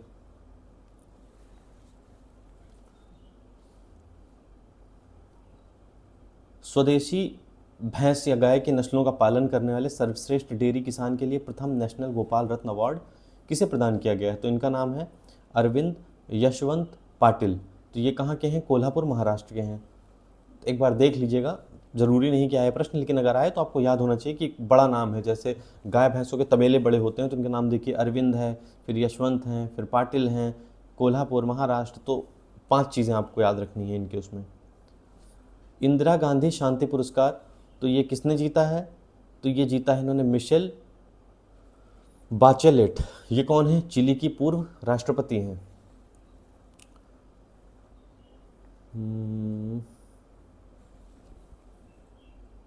कैसे याद करवाया जाए इसको? देखिए, इसमें बात हो रही है शांति की। शांति कब होती है? जब एक तो ये, जब आपकी सेल्स मतलब स्वस्थ हों, तब आपको शांति होती है। ठीक है। दूसरा, हाँ, जब आप कहीं लेट पहुंचते हैं, देखिए बिल्कुल सही से अभी आपको याद हो जाएगा। जब आप कहीं लेट पहुंचते हैं तो वहाँ पे सारी भीड़ जा चुकी होती है, सब कुछ ख़त्म हो चुका है। जैसे आप कहीं लेट पहुंचेंगे, एग्ज़ाम सेंटर वगैरह पे पहुंचेंगे, आप लेट जाएंगे, बहुत देरी हो जाएगी आपको, तो गेट बंद हो जाता है। गेट बंद हो जाता है, बाहर आपको कोई व्यक्ति नहीं दिखता है। तो इस तरीके से क्या हुआ? शांति हो गई ना। तो मिशेल बाचेलेट आप ऐसे याद रखिएगा। और जब शांति हो जाती है तो लोग कहते हैं ना यार, चिल करो, मतलब अब रो मत, बैठ के चिल करो। तो ये चिली की है पूर्व राष्ट्रपति। कैम्ब्रिज डिक्शनरी द्वारा किस शब्द को 2025 का वर्ड ऑफ द ईयर चुना गया है? तो ये वर्ड है पैरा सोशल। इसका मतलब क्या होता है? इसका मतलब ये होता है, जैसे आपको शाहरुख खान बहुत पसंद है, आप दिन भर शाहरुख खान की बात कर रहे हो आपस में दोस्तों में, शाहरुख खान आपको जानते ही नहीं है। यही होता है पैरा सोशल, कि सामने वाला व्यक्ति आपको न जाने, वो एक बड़ी हस्ती हो और आप एक सामान्य व्यक्ति हैं, और इस तरीके से ये इसका मतलब होता है पैरा सोशल। अब इसमें पूछा है कि हिंदी भाषा के लिए साहित्य अकादमी बाल साहित्य पुरस्कार किसको मिला है? तो ये मिला है सुशील शुक्ला को। कैसे याद रखा जाए? देखिए, बाल साहित्य यानी कि बच्चों की बात हो रही है, तो बच्चों को जो अच्छा शील सिखाएगा, सु मतलब होता है सुंदर, शील मतलब होता है व्यवहार, आचरण, तरीका, मैनर्स। तो जो अच्छे मैनर्स सिखाएगा उसी को यह सम्मान दिया जाएगा। तो इनका नाम ही है सुशील। और शुक्ल का मतलब होता है स्वच्छ। कृष्ण का मतलब होता है, शुक्ल का अपोजिट क्या होता है? कृष्ण। शुक्ल का यही मतलब होता है कि कोई चीज़ जो वेल अरेंज्ड हो, वेल प्लान्ड हो। तो इसीलिए जो है सुशील शुक्ला, आप इसको ऐसे याद रखिएगा। अंग्रेजी भाषा के लिए साहित्य अकादमी बाल साहित्य पुरस्कार, तो ये मिला है नितिन कुशलप्पा को। अब इसको कैसे याद रखा जाए? तो देखिए, ये भी बच्चों को कुशल बना रहे हैं, जो यानी कि बच्चों को स्किल दे रहे हैं। बच्चों को स्किल देने का मतलब होता है एआई उनको सिखाना, उनको कंप्यूटर वगैरह सिखाना, ये सारी चीज़ें। तो ये चीज़ें कौन करते हैं? ये चीज़ें ज़्यादा अंग्रेज करते हैं। और भारतीय क्या करते हैं? भारतीय उनको सबसे पहले आचरण सिखाते हैं। कि मान लीजिए कि आपने बहुत कुछ सीख भी लिया और आपके अंदर तमीज़ ही नहीं है, तो आप क्या करेंगे सीख के? तो सबसे पहले आपके अंदर व्यवहार कुशलता होनी चाहिए, आपके अंदर आचरण होना चाहिए। हम लोग कहते हैं ना कि जैसे विज्ञान और जब इसकी बात होती है धर्म की, तो धर्म हमें सिखाता है कि हमें मतलब विज्ञान हमें सिखाता है कि हमें प्रगति करनी है। जो विज्ञान है वो हमें सिखाता है कि हमें प्रगति करनी है, लेकिन धर्म हमें सिखाता है कि कितनी, किस दिशा में और कब प्रगति करनी है। प्रगति किसी के उसके कॉस्ट पे नहीं होना चाहिए ना, किसी को दुखी करके, किसी को परेशान करके। अब आप न्यूक्लियर बॉम्ब बना रहे हो, ये कर रहे हो, यार इसको आप प्रगति थोड़ी कहेंगे। ये तो आप वापस जा रहे हो ना, मतलब जहाँ से आप आए थे। छठे राष्ट्रीय जल पुरस्कार में बेस्ट स्टेट की श्रेणी में प्रथम पुरस्कार किस राज्य को दिया गया है? तो ये दिया गया है महाराष्ट्र, गुजरात को दूसरा और हरियाणा को तीसरा। देखिए, महाराष्ट्र में ज़्यादातर जो एक्टर एक्ट्रेसेस हैं उनके घर बीच के किनारे हैं, तो आप इस तरीके से इसको राष्ट्रीय जल पुरस्कार याद रखिएगा। गुजरात में क्या है, गुजरात में देखिए एयरपोर्ट्स वगैरह हैं, लेकिन गुजरात में जो मतलब वैसा जो लग्जूरियस वो है वो आपको महाराष्ट्र में मिलेगा, और जहाँ पे सब कुछ लग्जूरियस होगा वहीं पे अवार्ड वगैरह दिए जाएंगे ना। तो ये बाल साहित्य वाला देखिए वही जो मैंने आपको ऊपर करवाया था, ये वही है सारे। संस्कृत में प्रीति पुजारा है, देखिए संस्कृत वाले जो पूजा करते हैं हम संस्कृत में करते हैं। मैथिली वाला देख लीजिएगा मुन्नी कामत।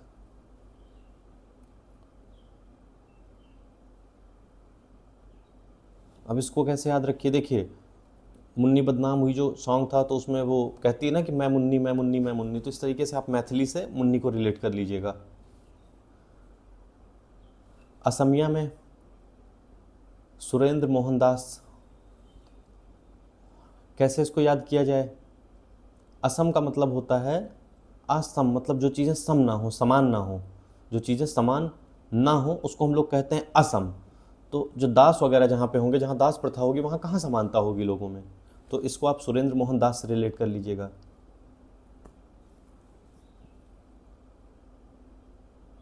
बाकी इसमें बहुत ज़्यादा किसी पे काम करने की ज़रूरत नहीं है, आप एक बार देख लीजिएगा, आपको जो इसमें से ज़रूरी लगे। मुझे जो जितना ज़रूरी लग रहा था मैं आपको बता दिया।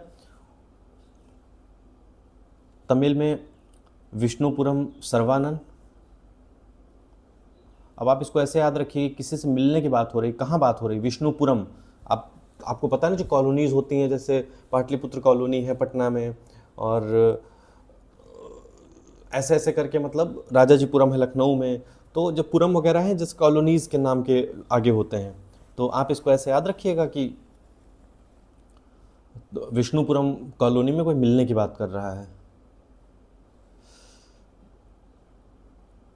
अब तेलुगु में आप इसको ऐसे याद रखिएगा कि आप किसी से कह रहे हैं कि भाई हमें आना है वहाँ पे, मतलब ऑयल ख़रीदना है भाई, घर में आप देख रहे होंगे सरसों का तेल रिफाइंड ऑयल यूज़ होता है, तो कोई आपसे कह रहा है कि हाँ हाँ आपका सब सामान रेडी है आप आ जाओ, इस तरीके से आप तेल से इसको रेडी को याद रखिएगा।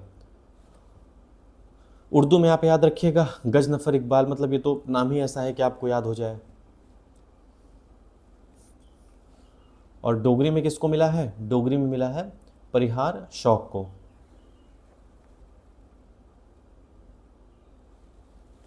नेक्स्ट, एडेल गिव हुरून इंडिया परोपकार सूची। सबसे ज़्यादा दान देने वाले परोपकारी कौन है, तो इनका नाम है शिव नाडर, और ये हर बार दान देते हैं, और बड़ा ही सुंदर इनका नाम है। भाई शिव जी का भी नाम ऐसा है कि वो अपना खजाना मतलब खाली कर देते हैं लोगों को दान करने में, जब वो दान करने पे आते हैं। तो इसी में पूछा है कि देश की कौन सी महिला कारोबारी शीर्ष पर है, तो इनका नाम है Rohini Nilekani.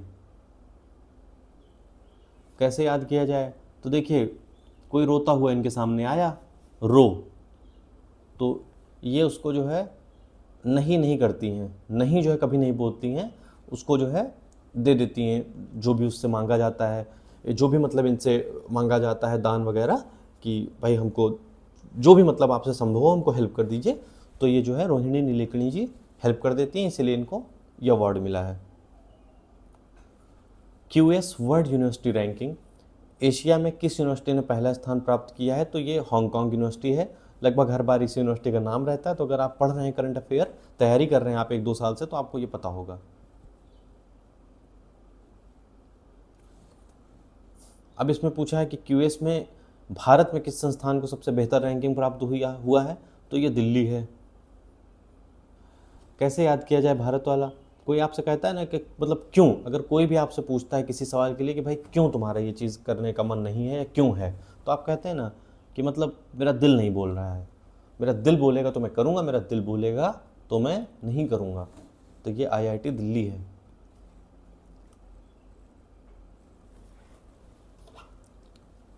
UNESCO creative cities network की गैस्ट्रोनॉमी यानी कि पाक कला श्रेणी में शामिल होने वाले भारत का दूसरा शहर कौन सा है, तो ये है लखनऊ। तो पहला हैदराबाद था और दूसरा लखनऊ है। इसको 2025 में शामिल किया गया था, और इसमें क्या है, भारत के जो अलग अलग कैटेगरी में कुल 5 शहर इसमें शामिल हैं। नेक्स्ट हम देखते हैं भारतनाट्यम की मशहूर नृत्यांगना कुमारी कमला देवी का निधन हो गया। उन्हें कौन सा बड़ा राष्ट्रीय पुरस्कार प्राप्त हुआ था? तो इनको पद्म भूषण इनको प्राप्त हुआ था 1970 में।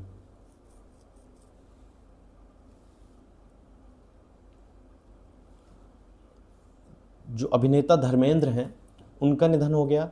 उनके करियर की पहली और आखिरी फिल्म का नाम बताइए। ये बहुत इंपॉर्टेंट क्वेश्चन है, काफ़ी उम्मीद है कि ये आ जाए। तो इनकी पहली फिल्म कौन सी थी? दिल भी तेरा हम भी तेरे, और आखिरी फिल्म थी 21।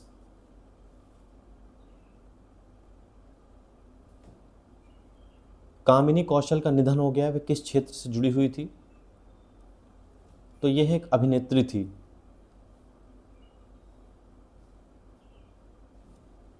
नोबेल विजेता जेम्स डी वॉटसन, अब आप वॉटसन और क्रिक मॉडल पढ़ते हैं डीएनए से रिलेटेड, तो आपको पता है कि ये जो है डीएनए की संरचना खोज किया था इन्होंने, ठीक है। सुलक्षणा पंडित का निधन हो गया, वह किस क्षेत्र में प्रसिद्ध थी? तो गायन और अभिनय। इसरो ने नवंबर 2025 में अपने सबसे शक्तिशाली लॉन्च व्हीकल LVM-3, जिसको कि पहले हम कहते थे GSLV Mark 3, से किस उन्नत संचार उपग्रह को सफलतापूर्वक लॉन्च किया? तो ये लॉन्च किया था GSAT-7R CMS-03।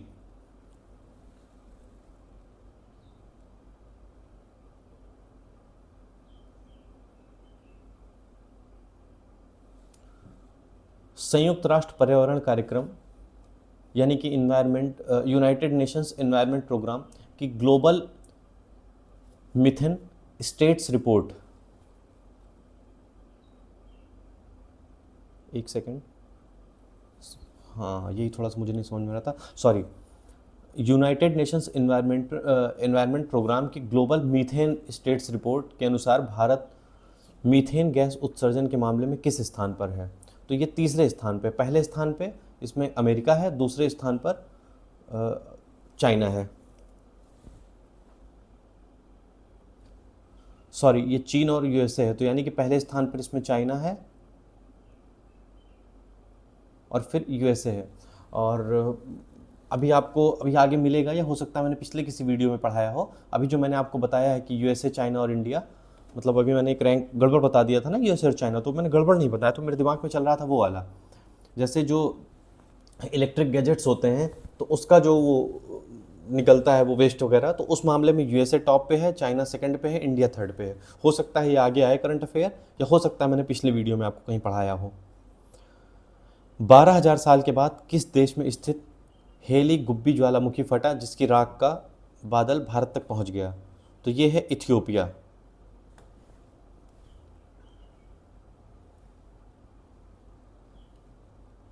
हाल ही में किस देश में स्थित माउंट सेमेरू ज्वालामुखी में विस्फोट हुआ जिसके कारण हजारों लोगों को सुरक्षित स्थान पर निकाला गया? तो ये है इंडोनेशिया। तो माउंट सेमेरू अगर आएगा तो इंडोनेशिया। कैसे इसको याद किया जाए? देखिए इसमें तो पिछले वाले में इसमें कन्फ्यूज़न हो जाएगा। तो देखिए अगर इंडोनेशिया आ जाएगा तो इंडोनेशिया में वर्ड पकड़िए इंड, और सेमेरू में एक वर्ड पकड़िए मरु। तो जब सब मर जाएंगे तो एंड हो जाएगा सब कुछ, तो आप एंड और मरु इसको आप रिलेट करिएगा आपस में, ताकि आपको कन्फ्यूज़न ना हो किसी भी प्रकार का। ठीक है, ये पहला है हेली और गुब्बी।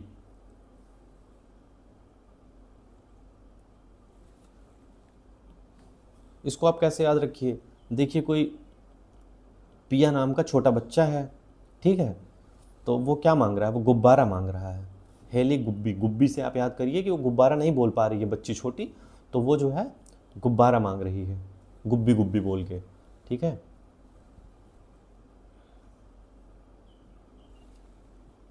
और इथियोपिया से आप पिया और इथियोपिया रिलेट कर लीजिएगा। दुनिया के सबसे सक्रिय ज्वालामुखियों में किलाउआ ज्वालामुखी फिर से फट गया। ये किस देश के हवाई द्वीप पर स्थित है? मैं आपको इसीलिए ये चीज़ याद करवा रहा था अभी तक। मुझे पता था कि भी बहुत सारे आएंगे और आप उसमें आपस में कंफ्यूज हो जाएंगे, आपको लगेगा कि यार ये तो बोल के निकल गए, अब सब हमारी सरदर्दी बन गई। तो ये अमेरिका है। कैसे इसको याद किया जाए? किला किसके पास होता है? किला होता था अमीर लोगों का। अमेरिका से अमीर, अमीर से अमेरिका, और किला से किलौआ। हालांकि ये जो ज्वालामुखी है बहुत फेमस है। अब अलग बात है कि आपने ज्योग्राफी नहीं पढ़ी अच्छे से तो नहीं मालूम है आपको। किस पड़ोसी देश में 5.7 तीव्रता का भूकंप आया जिसके झटके भारत में भी महसूस किए गए? तो ये है बांग्लादेश। भाई देखिए, आपके घर में अगर भूकंप के झटके महसूस किए जाएंगे तो बगल वाले घर में भी महसूस किए जाएंगे। तो कोई ऐसा कंट्री जो बगल में हो, तो बगल से बांग्लादेश। भाई ऐसे तो बगल में बहुत सारे देश हैं, लेकिन बगल और बांग्ला इसको रिलेट करेंगे आपको। बगल और बगल से आप लिखना चाहेंगे तो ऐसे बांग्ला लिख सकते हैं इसी से मिला के। भारत के किन समुद्री तटों को प्रतिष्ठित ब्लू फ्लैग का दर्जा मिला जिससे देश में कुल ब्लू फ्लैग तटों की संख्या 13 हो गई है? तो यह है कोवलम, सुनापुर बीच और गोल्डन बीच।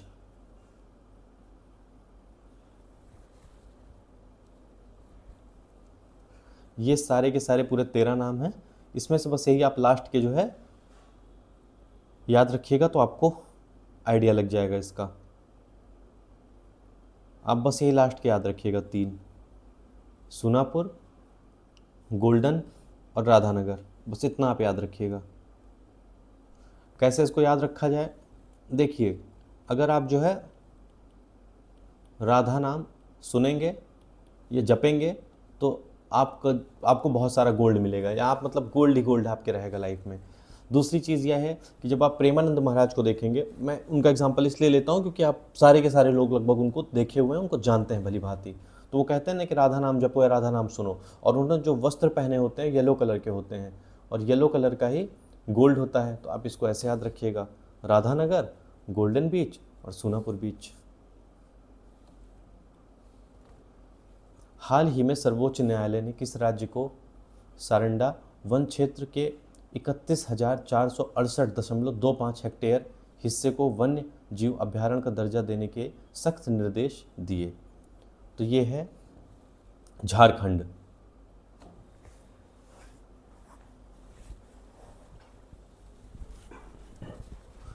कैसे याद किया जाए? देखिए, जब आप सारंडा पढ़ेंगे, सार अंडा, तो इसमें देखिए सार और अंडा, ठीक है। अंडा मीन्स एग, तो एग जब गिर जाता है तो ऐसे खंड खंड में टूट जाता है ना। तो देखिए झारखंड में खंड आ रहा है और यहाँ पे इसको आप अंडा पढ़िए, एग। ओके, नेक्स्ट,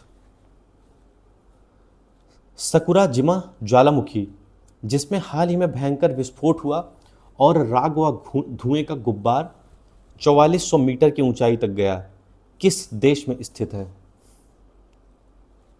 तो यह है जापान में स्थित है।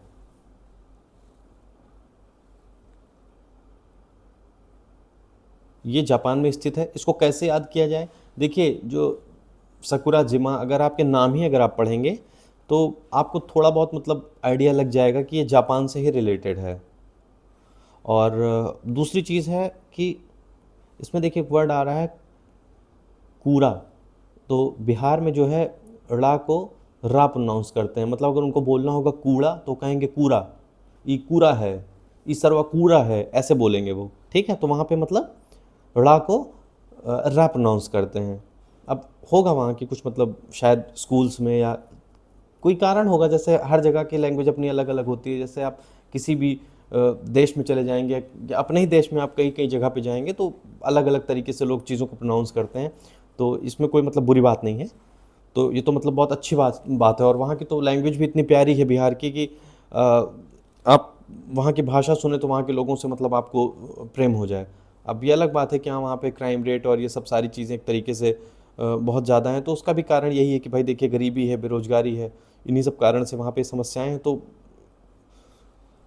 चलिए आगे देखते हैं। तो कूड़ा से आप याद रखिए कि जो पान वान है मतलब कूड़े वाली चीज़ होती है, कूड़े जैसी चीज़ होती है ये पान मसाला, ठीक है। तो पान मसाला क्या है? कूड़ा है ये एक तरीके से।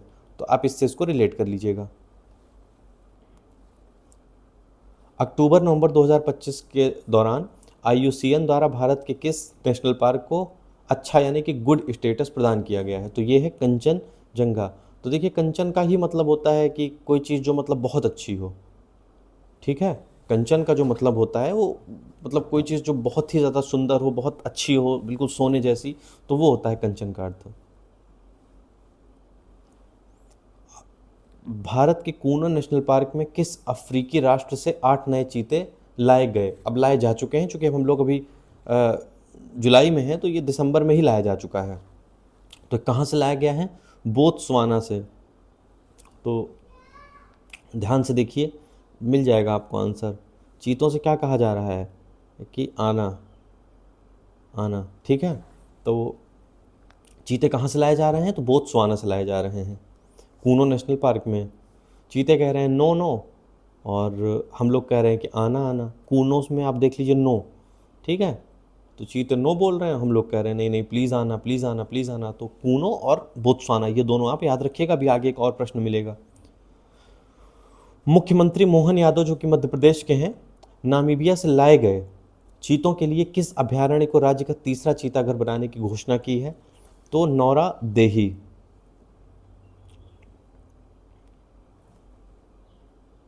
तो नामीबिया, तो देखिए क्या है कि नया नामीबिया, तो यहाँ पे देखिए नाम से रिलेटेड कोई चीज़ आ रही है, ठीक है, कि नामीबिया से लाया जा रहा है, तो अब नया नाम रखना पड़ेगा।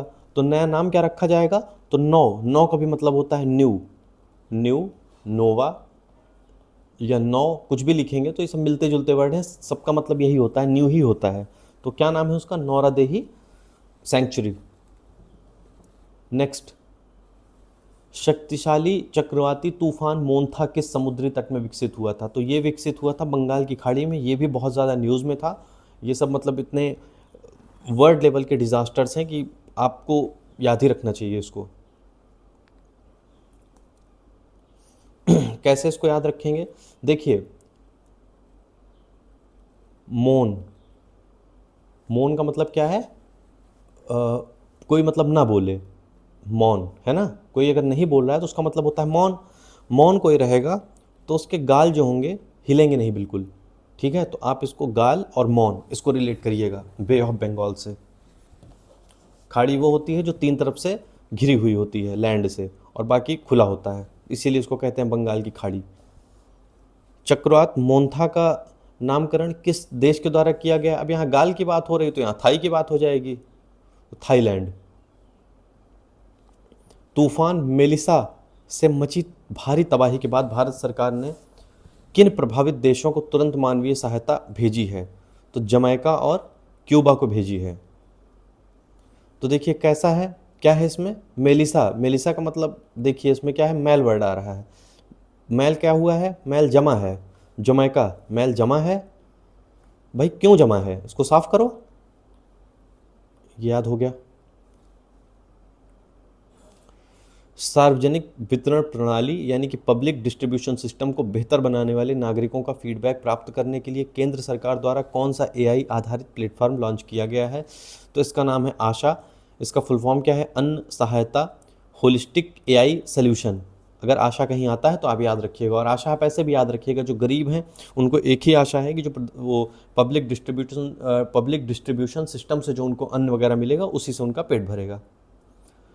नवंबर 25 में किस राज्य सरकार ने पर्यटन को बढ़ावा देने के उद्देश्य से बड़े शहरों, प्रमुख धार्मिक स्थलों को जोड़ने वाली अपनी पहली हेलीकॉप्टर सेवा का शुभारंभ किया है? तो ये है मध्य प्रदेश। तो हेलीकॉप्टर कहाँ चलेगा? हेलीकॉप्टर बिल्कुल मध्य मध्य में चलेगा। भाई अगर इधर चलेगा तो किसी बिल्डिंग से टकरा जाएगा, इधर चलेगा तो किसी बिल्डिंग से टकरा जाएगा। हेलीकॉप्टर को कहाँ उड़ना है? मध्य में उड़ना है। तो हेलीकॉप्टर सेवा जहाँ आएगी मध्य प्रदेश वाला आप लगा दीजिएगा। सितंबर 25 में भारत सरकार ने एक ऐतिहासिक मुकाम हासिल करते हुए कुल कितनी स्थापित बिजली क्षमता इंस्टॉल्ड पावर कैपेसिटी के आंकड़े को पार कर लिया है? तो ये पार किया है 500 गीगावाट कैपेसिटी को। नेक्स्ट, वर्ष 2026 में आयोजित होने वाले ग्लोबल बिग कैट समिट की मेजबानी भारत के किस शहर द्वारा की जाएगी? तो ये की जाएगी नई दिल्ली। अब देखिए ये बिल्ली है, बिग कैट क्या है? बिग कैट है बिल्ली। कौन सी बिल्ली? बड़ी बिल्ली। बड़ी बिल्ली के लिए क्या लेके आएंगे? बड़ी बिल्ली के लिए हम जाएंगे नई दिल्ली, ठीक है। पढ़ते रहो ऐसे बिल्ली बिल्ली करके, देखो सब याद हो जाएगा अभी थोड़ी देर में। आप लोग बिना मतलब टेंशन ले रहे हो। मैं मानता हूँ कि हाँ एग्ज़ाम बहुत करीब है, लेकिन आप सोचिए कि अगर आप बहुत तनाव लेके पढ़ेंगे तो भी तो आप एग्ज़ाम में सब भूल जाएंगे। तो इसका एक ही मात्र तरीका है कि इतने कम समय में चीज़ों को बिल्कुल फील करके पढ़िए, सीखिए। आप एक बार फील कर लिया, आपने चीज़ों को सीख लिया, तो फिर आप एग्ज़ाम में कोई क्वेश्चन गलत करवाने वाला, बस आगे लाइन आप समझ रहे हैं।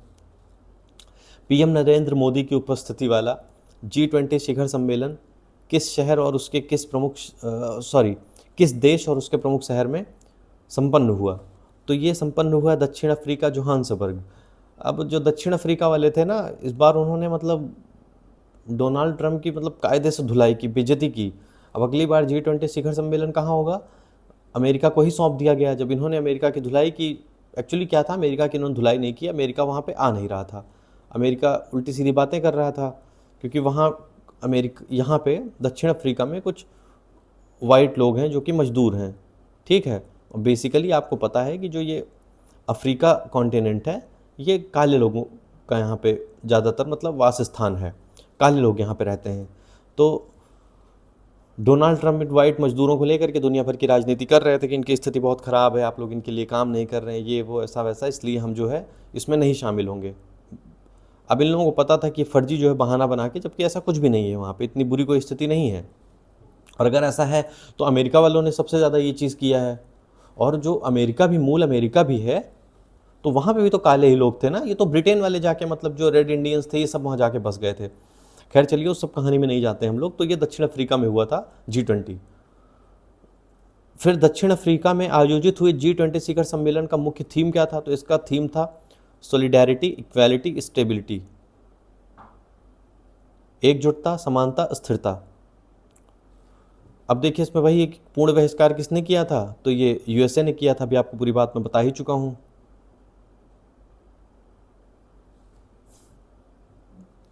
अब इसमें पूछा है कि कौन से देशों के राष्ट्राध्यक्ष अनुपस्थित रहे?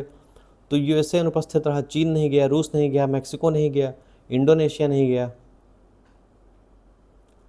अगली अध्यक्षता किसको मतलब सौंप दी गई G20 की? तो जो नहीं आया था, जो ज़्यादा बहिष्कार कर रहा था, ड्रामा कर रहा था, तो इन लोगों ने कहा भैया इन्हीं को अध्यक्ष बना दो।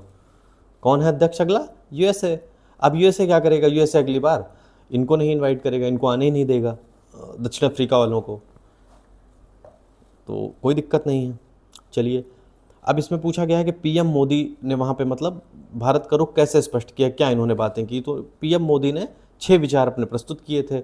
इन्होंने कहा था कि जो G20 है उसमें पारंपरिक जो ज्ञान भंडार है उसका निर्माण किया जाए। भारत जो है पारंपरिक ज्ञान भंडार का सबसे बड़ा जो है केंद्र है, उसको फ़ायदा मिलेगा।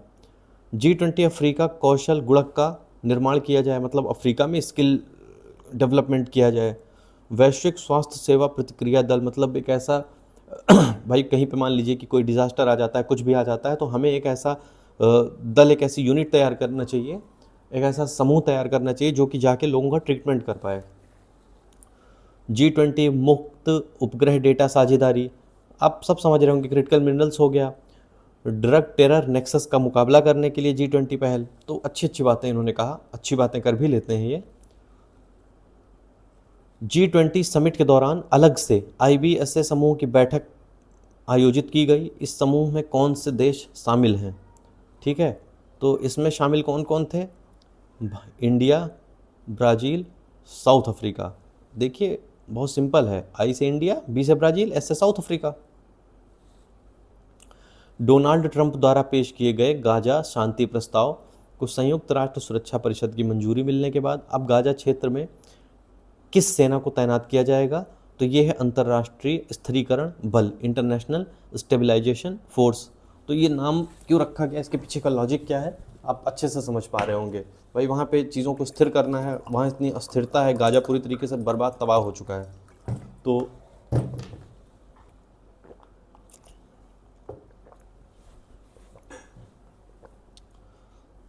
कोलंबो सिक्योरिटी कॉन्क्लेव की मेज़बानी किस देश द्वारा की जा रही है? तो ये भारत द्वारा की जा रही है। कोलंबो श्रीलंका में है और उसके ऊपर ठीक उसके पप्पा जी हैं, तो ये सीधे सीधे इंडिया हो जाएगा। भारत के किस पड़ोसी देश ने हाल ही में अपने 100 रुपये के नोट पर भारतीय क्षेत्रों लिपुलेख, लिम्पियाधुरा और कालापानी को शामिल करते हुए अपना विवादित नक्शा छापा है? तो आपको पता है जो तीनों क्षेत्र हैं, जैसे माना, नीति, लिपुलेख, ये तीनों जो दर्रे हैं ये उत्तराखंड में है। उत्तराखंड के ठीक बगल कौन सा कंट्री है? नेपाल है। और नेपाल से ही हमारा काला पानी और ये लिम्पिया-धुरा विवाद चल रहा है। तो ऐसे में चाइना वाले इनको जो है समझा रहे होंगे कि बेटा ऐसे ऐसे ऐसे ऐसे करो, तो ये ऐसे ऐसे कर रहे होंगे। इनके पास अपनी तो खुद की बुद्धि लब्धि है नहीं कुछ। हमारे यहाँ के तुम शॉल बेचो, हमारे यहाँ की जैकेट बेचो, कंबल बेचो, सब कुछ हमारे यहाँ करो, और फिर अपनी 100 रुपये के नोट पे यहाँ का वो छाप दो। नवंबर 25 में अमेरिकी राष्ट्रपति, और नेपाल वाले पढ़ने भी इंडिया ही आते हैं, जो इस समय यहाँ के मतलब वहाँ के प्रधानमंत्री हैं बालेन शाह, जो उससे पहले जो महिला प्रधानमंत्री बनी, सब यही इंडिया के पढ़े हुए हैं। मतलब इनको शर्म भी नहीं आती है। अमेरिकी राष्ट्रपति डोनाल्ड ट्रंप द्वारा किस अरब राष्ट्र को आधिकारिक तौर पर प्रमुख गैर नाटो सहयोगी का दर्जा प्रदान किया गया है? तो ये है सऊदी अरब। तो अमेरिका वाले भी पागल हो गए हैं, मतलब कुछ ना कुछ तो कुछ किए ही जा रहे हैं अपना, नई नई चीज़ें। नाटो बेसिकली क्या है कि जो जैसे यूरोपियन कंट्रीज़ हैं तो छोटे छोटे देश हैं, तो उनके पास ना इतनी जगह है, पैसा वैसा है, विकसित देश हैं, लेकिन उनके पास उतनी जगह नहीं है। तो वो लोग क्या करते हैं कि उन्होंने अपना एक वो बना लिया है, उतनी पॉपुलेशन नहीं है उनके पास, तो इतनी बड़ी आर्मी भी नहीं रख सकते हैं, तो उन्होंने क्या किया है कि अपना एक समूह बना लिया है, NATO, North Atlantic Treaty Organization. तो इन कब बना था? 1949 में।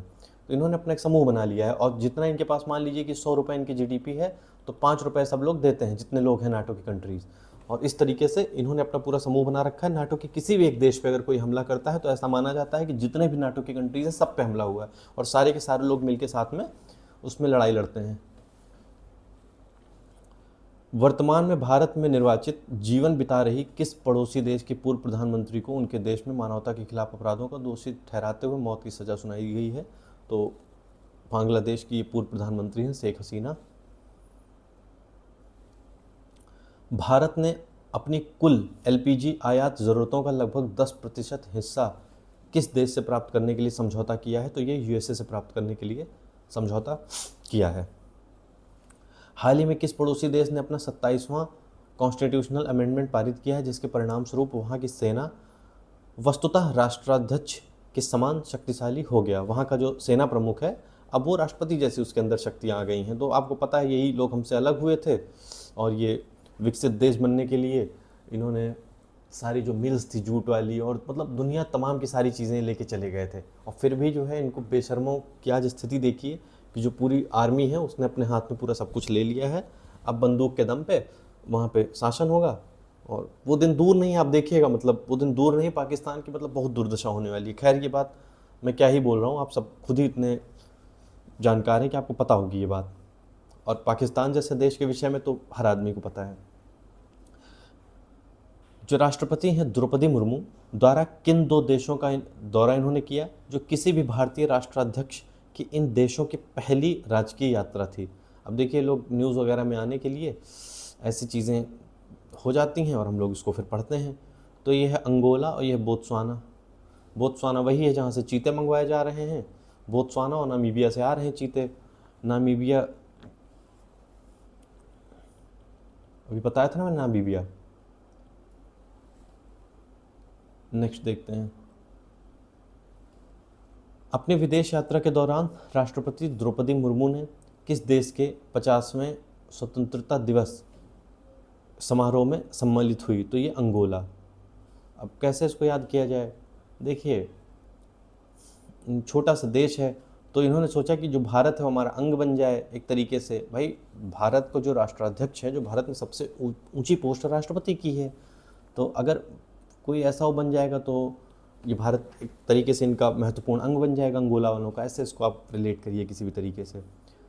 किस देश में चला आ रहा 43 दिनों का ऐतिहासिक गवर्नमेंट शटडाउन आखिरकार समाप्त हो गया है? तो ये है यूएसए में। मैंने पिछले लेक्चर में आपको बताया था कि वहाँ पे जो संसद है, वहाँ के पैसा नहीं, वो पास ही नहीं कर रही थी बिल्स, जो जिससे पैसा वगैरह बाहर जाता है यूज़ होने के लिए पब्लिक में। तो सारी सरकारी काम जो थे ठप थे, तो 43 दिन बाद ये ख़त्म हुआ किसी तरीके से। और ये लोग क्यों ऐसा कर रहे थे? क्योंकि ये लोग डोनाल्ड ट्रंप के विरोध में ऐसा कर रहे थे, क्योंकि डोनाल्ड ट्रंप बहुत सारे देशों में मतलब हस्तक्षेप कर रहे थे, कहीं युद्ध में पैसा इधर उधर जा रहा था। तो इन सारी चीज़ों से बचने के लिए इन लोगों ने, जो वहाँ के सांसद हैं, उन्होंने मतलब शटडाउन किया। नवंबर 25 में पीएम मोदी ने किस देश के चौथे नरेश जिग्मे सिग्ये वांगचुक के 70वें जन्मदिवस समारोह में विशेष रूप से शिरकत की? तो ये भूटान के हैं, बिल्कुल अच्छे से आपको मालूम है। अपनी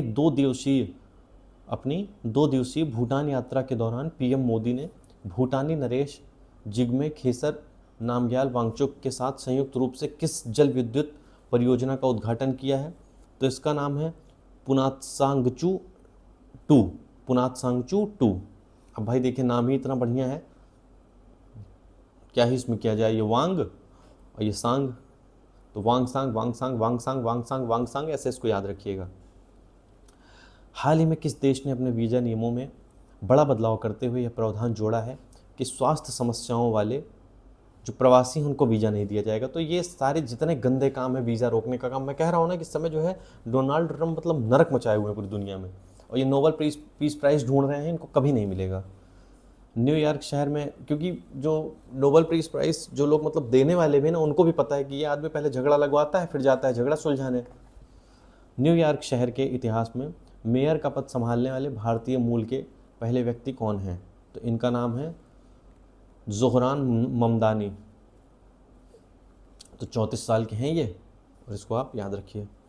हाल ही में किस देश ने विश्व का सबसे बड़ा म्यूजियम आम जनता के लिए खोल दिया है, जहां फ़राओ तूतनखामेन की 3000 साल पुरानी कब्र सहित 50,000 से अधिक प्राचीन कलाकृतियां रखी हैं? अब तूतनखामेन का नाम सुनने के बाद आपको बहुत आराम से समझ में आ गया होगा कि हम लोग इजिप्ट की बात कर रहे हैं। रॉब जेटन ने हाल ही में किस देश के ओपनली गे प्रधानमंत्री के तौर पर पदभार ग्रहण किया है? तो इनका नाम है नीदरलैंड। तो कैसे याद किया जाए रॉब जेटन, और इस देश का नाम कैसे याद किया जाए? तो देखिए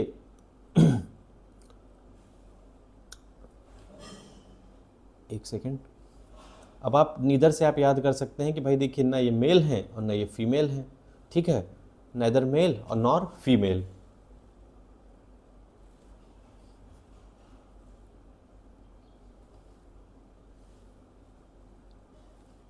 अब इसमें पूछा है किस राज्य के पारंपरिक ब्लेड हथियार जो दाव है को भौगोलिक जीआई टैग का, उसको भौगोलिक संकेत यानी जीआई टैग प्रदान किया गया है? तो ये अरुणाचल प्रदेश का है ब्लेड जो हथियार है दाव। जरी जो पोशाक है वो उसको जीआई टैग मिला है। सारे जो क्वेश्चन हैं जीआई टैग के हैं, तो ये है मथुरा का।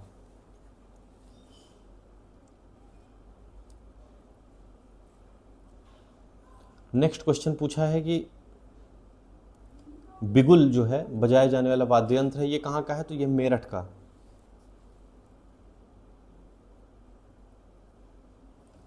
अंबाजी संगमरमर पूछा गया है, तो ये है गुजरात का।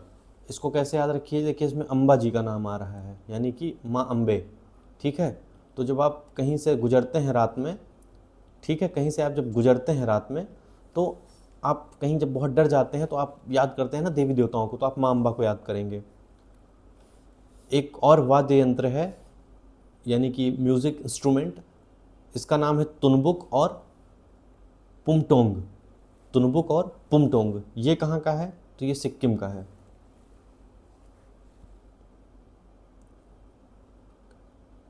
कैसे इसको याद रखा जाए? देखिए अगर आप से कोई पूछेगा कि तूने जो है तूने बुक किया सीट वगैरह, तो कैसे सीट वगैरह बुक होती है?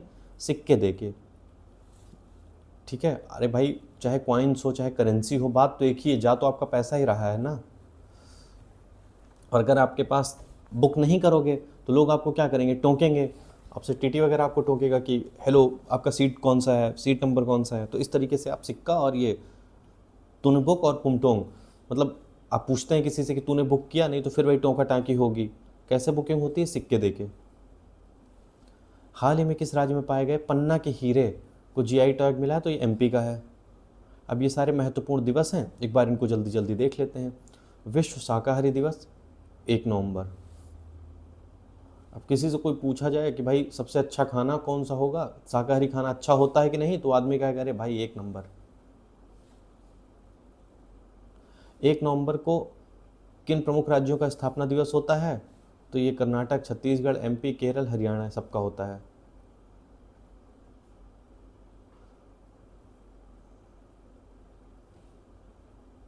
विश्व सुनामी जागरूकता दिवस कब मनाया जाता है?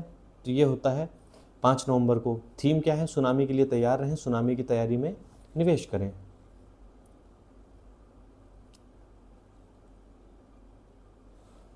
युद्ध और सशस्त्र संघर्ष में पर्यावरण के शोषण को रोकने के लिए अंतर्राष्ट्रीय दिवस कब मनाया जाता है? 6 नवंबर को मनाया जाता है।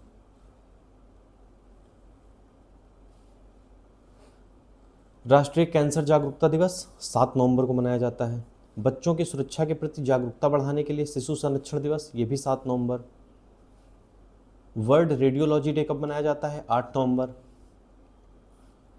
नेशनल लीगल सर्विस डे कब मनाया जाता है? 9 नवंबर।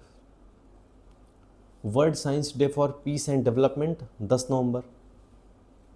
नेशनल एजुकेशन डे 11 नवंबर। Public service broadcasting day and world pneumonia day 12 नवंबर। विश्व मधुमेह दिवस 14 नवंबर।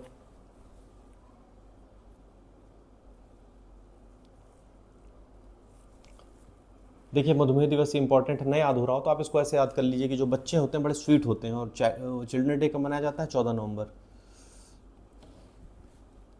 जनजातीय समुदायों के योगदान को नमन करने के लिए जनजातीय गौरव दिवस 15 नवंबर, ये भी बहुत इंपॉर्टेंट है। जनजातीय गौरव दिवस 15 नवंबर। भारत में स्वतंत्र और जिम्मेदार पत्रकारिता के प्रतीक के रूप में राष्ट्रीय प्रेस दिवस 16 नवंबर। World day of remembrance for road traffic victims, ये नवंबर के तीसरे रविवार को। देखिए क्या होता है कि जो नवंबर का महीना होता है उस समय बहुत जो है कोहरा वगैरह हो जाता है, ठीक है। फिर जो तीसरा संडे होता है, यानी कि जिस समय नवंबर का महीना ख़त्म होने को है, उस समय सर्दियाँ मतलब ठीक ठाक सर्दियाँ पड़ने लगती हैं और लोग सोचते हैं कि चलो हम एंजॉय करने निकलते हैं संडे को, ठीक है, तीसरा रविवार। जबकि नवंबर का महीना लगभग ख़त्म होने को है, तो उस समय लोग जाते हैं एंजॉय करने के लिए। तो उस समय बहुत ज़्यादा रोड ट्रैफिक होता है, और रोड ट्रैफिक होता है तो उस समय मतलब भाई जो भी वहाँ परेशान हो रहा है लोग विक्टिम्स ही होंगे। किसी का एक्सीडेंट हो रहा है, कोई खड़ा है इंतज़ार कर रहा है। थीम इसकी कैसे? सपोर्ट करें, काम करें। Remember, support, act. मिर्गी रोग के प्रति जागरूकता फैलाने के राष्ट्रीय मिर्गी दिवस, ये कब मनाया जाता है? 17 नवंबर। अब जिसको मिर्गी आ जाती है, आदमी कहता है ना कि एक आदमी इनके साथ जरूर जाए, ट्रेन वगैरह में एक आदमी इनके साथ जरूर जाए। नहीं पता लगा गेट पे खड़े हैं, ट्रेन चल रही है, वहीं मिर्गी आके गिर पड़े, एक आदमी साथ में जरूर रहेगा। नेशनल नेचुरोपैथी डे 18 नवंबर। अब आप 18 साल के हो गए, अब आपको लोग समझाएंगे कि देखो यार जो नेचुरल चीज़ें हैं उनको अपनी मेंटेन रखो। बाल यौन शोषण, दुर्व्यवहार और हिंसा की रोकथाम के लिए उपचार के लिए विश्व दिवस कब आयोजित किया जाता है? तो ये भी 18 नवंबर। अब आप 18 साल के हो गए, आपके घर वाले आपको समझाएंगे कि देखिए भाई जो चाइल्ड हैं उनके सेक्सुअल एक्सप्लॉयटेशन, अब्यूज़ और वायलेंस से जो है आपको बचना है। मतलब आपको समाज में एक अच्छा नागरिक बन के आगे बढ़ना है, क्योंकि हम लोगों ने जैसे आपका पालन पोषण किया है वैसे ही आपको भी आगे करना है। वर्ल्ड COPD यानी कि क्रॉनिक ऑब्स्ट्रक्टिव पल्मोनरी डिसीज़, ये कब मनाया जाता है? तो नवंबर के तीसरे बुधवार को, 19 नवंबर को मनाया गया था इस बार। वर्ल्ड टॉयलेट डे 19 नवंबर।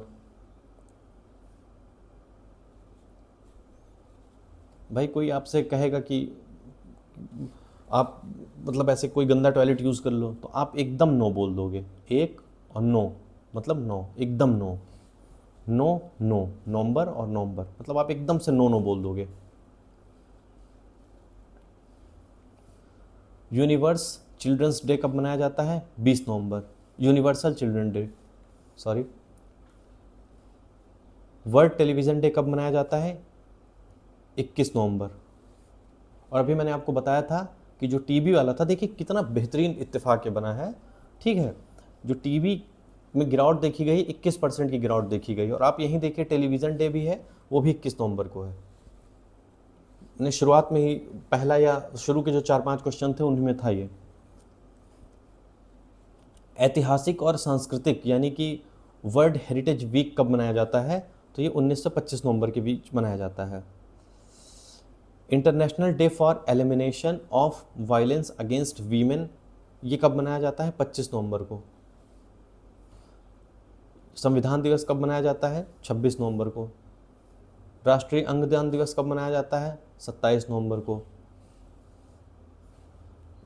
रेड प्लैनेट डे कब मनाया जाता है? 28 नवंबर को। इंटरनेशनल ह्यूमन सॉलिडेरिटी डे कब मनाया जाता है? 29 नवंबर को। इति समाप्तम।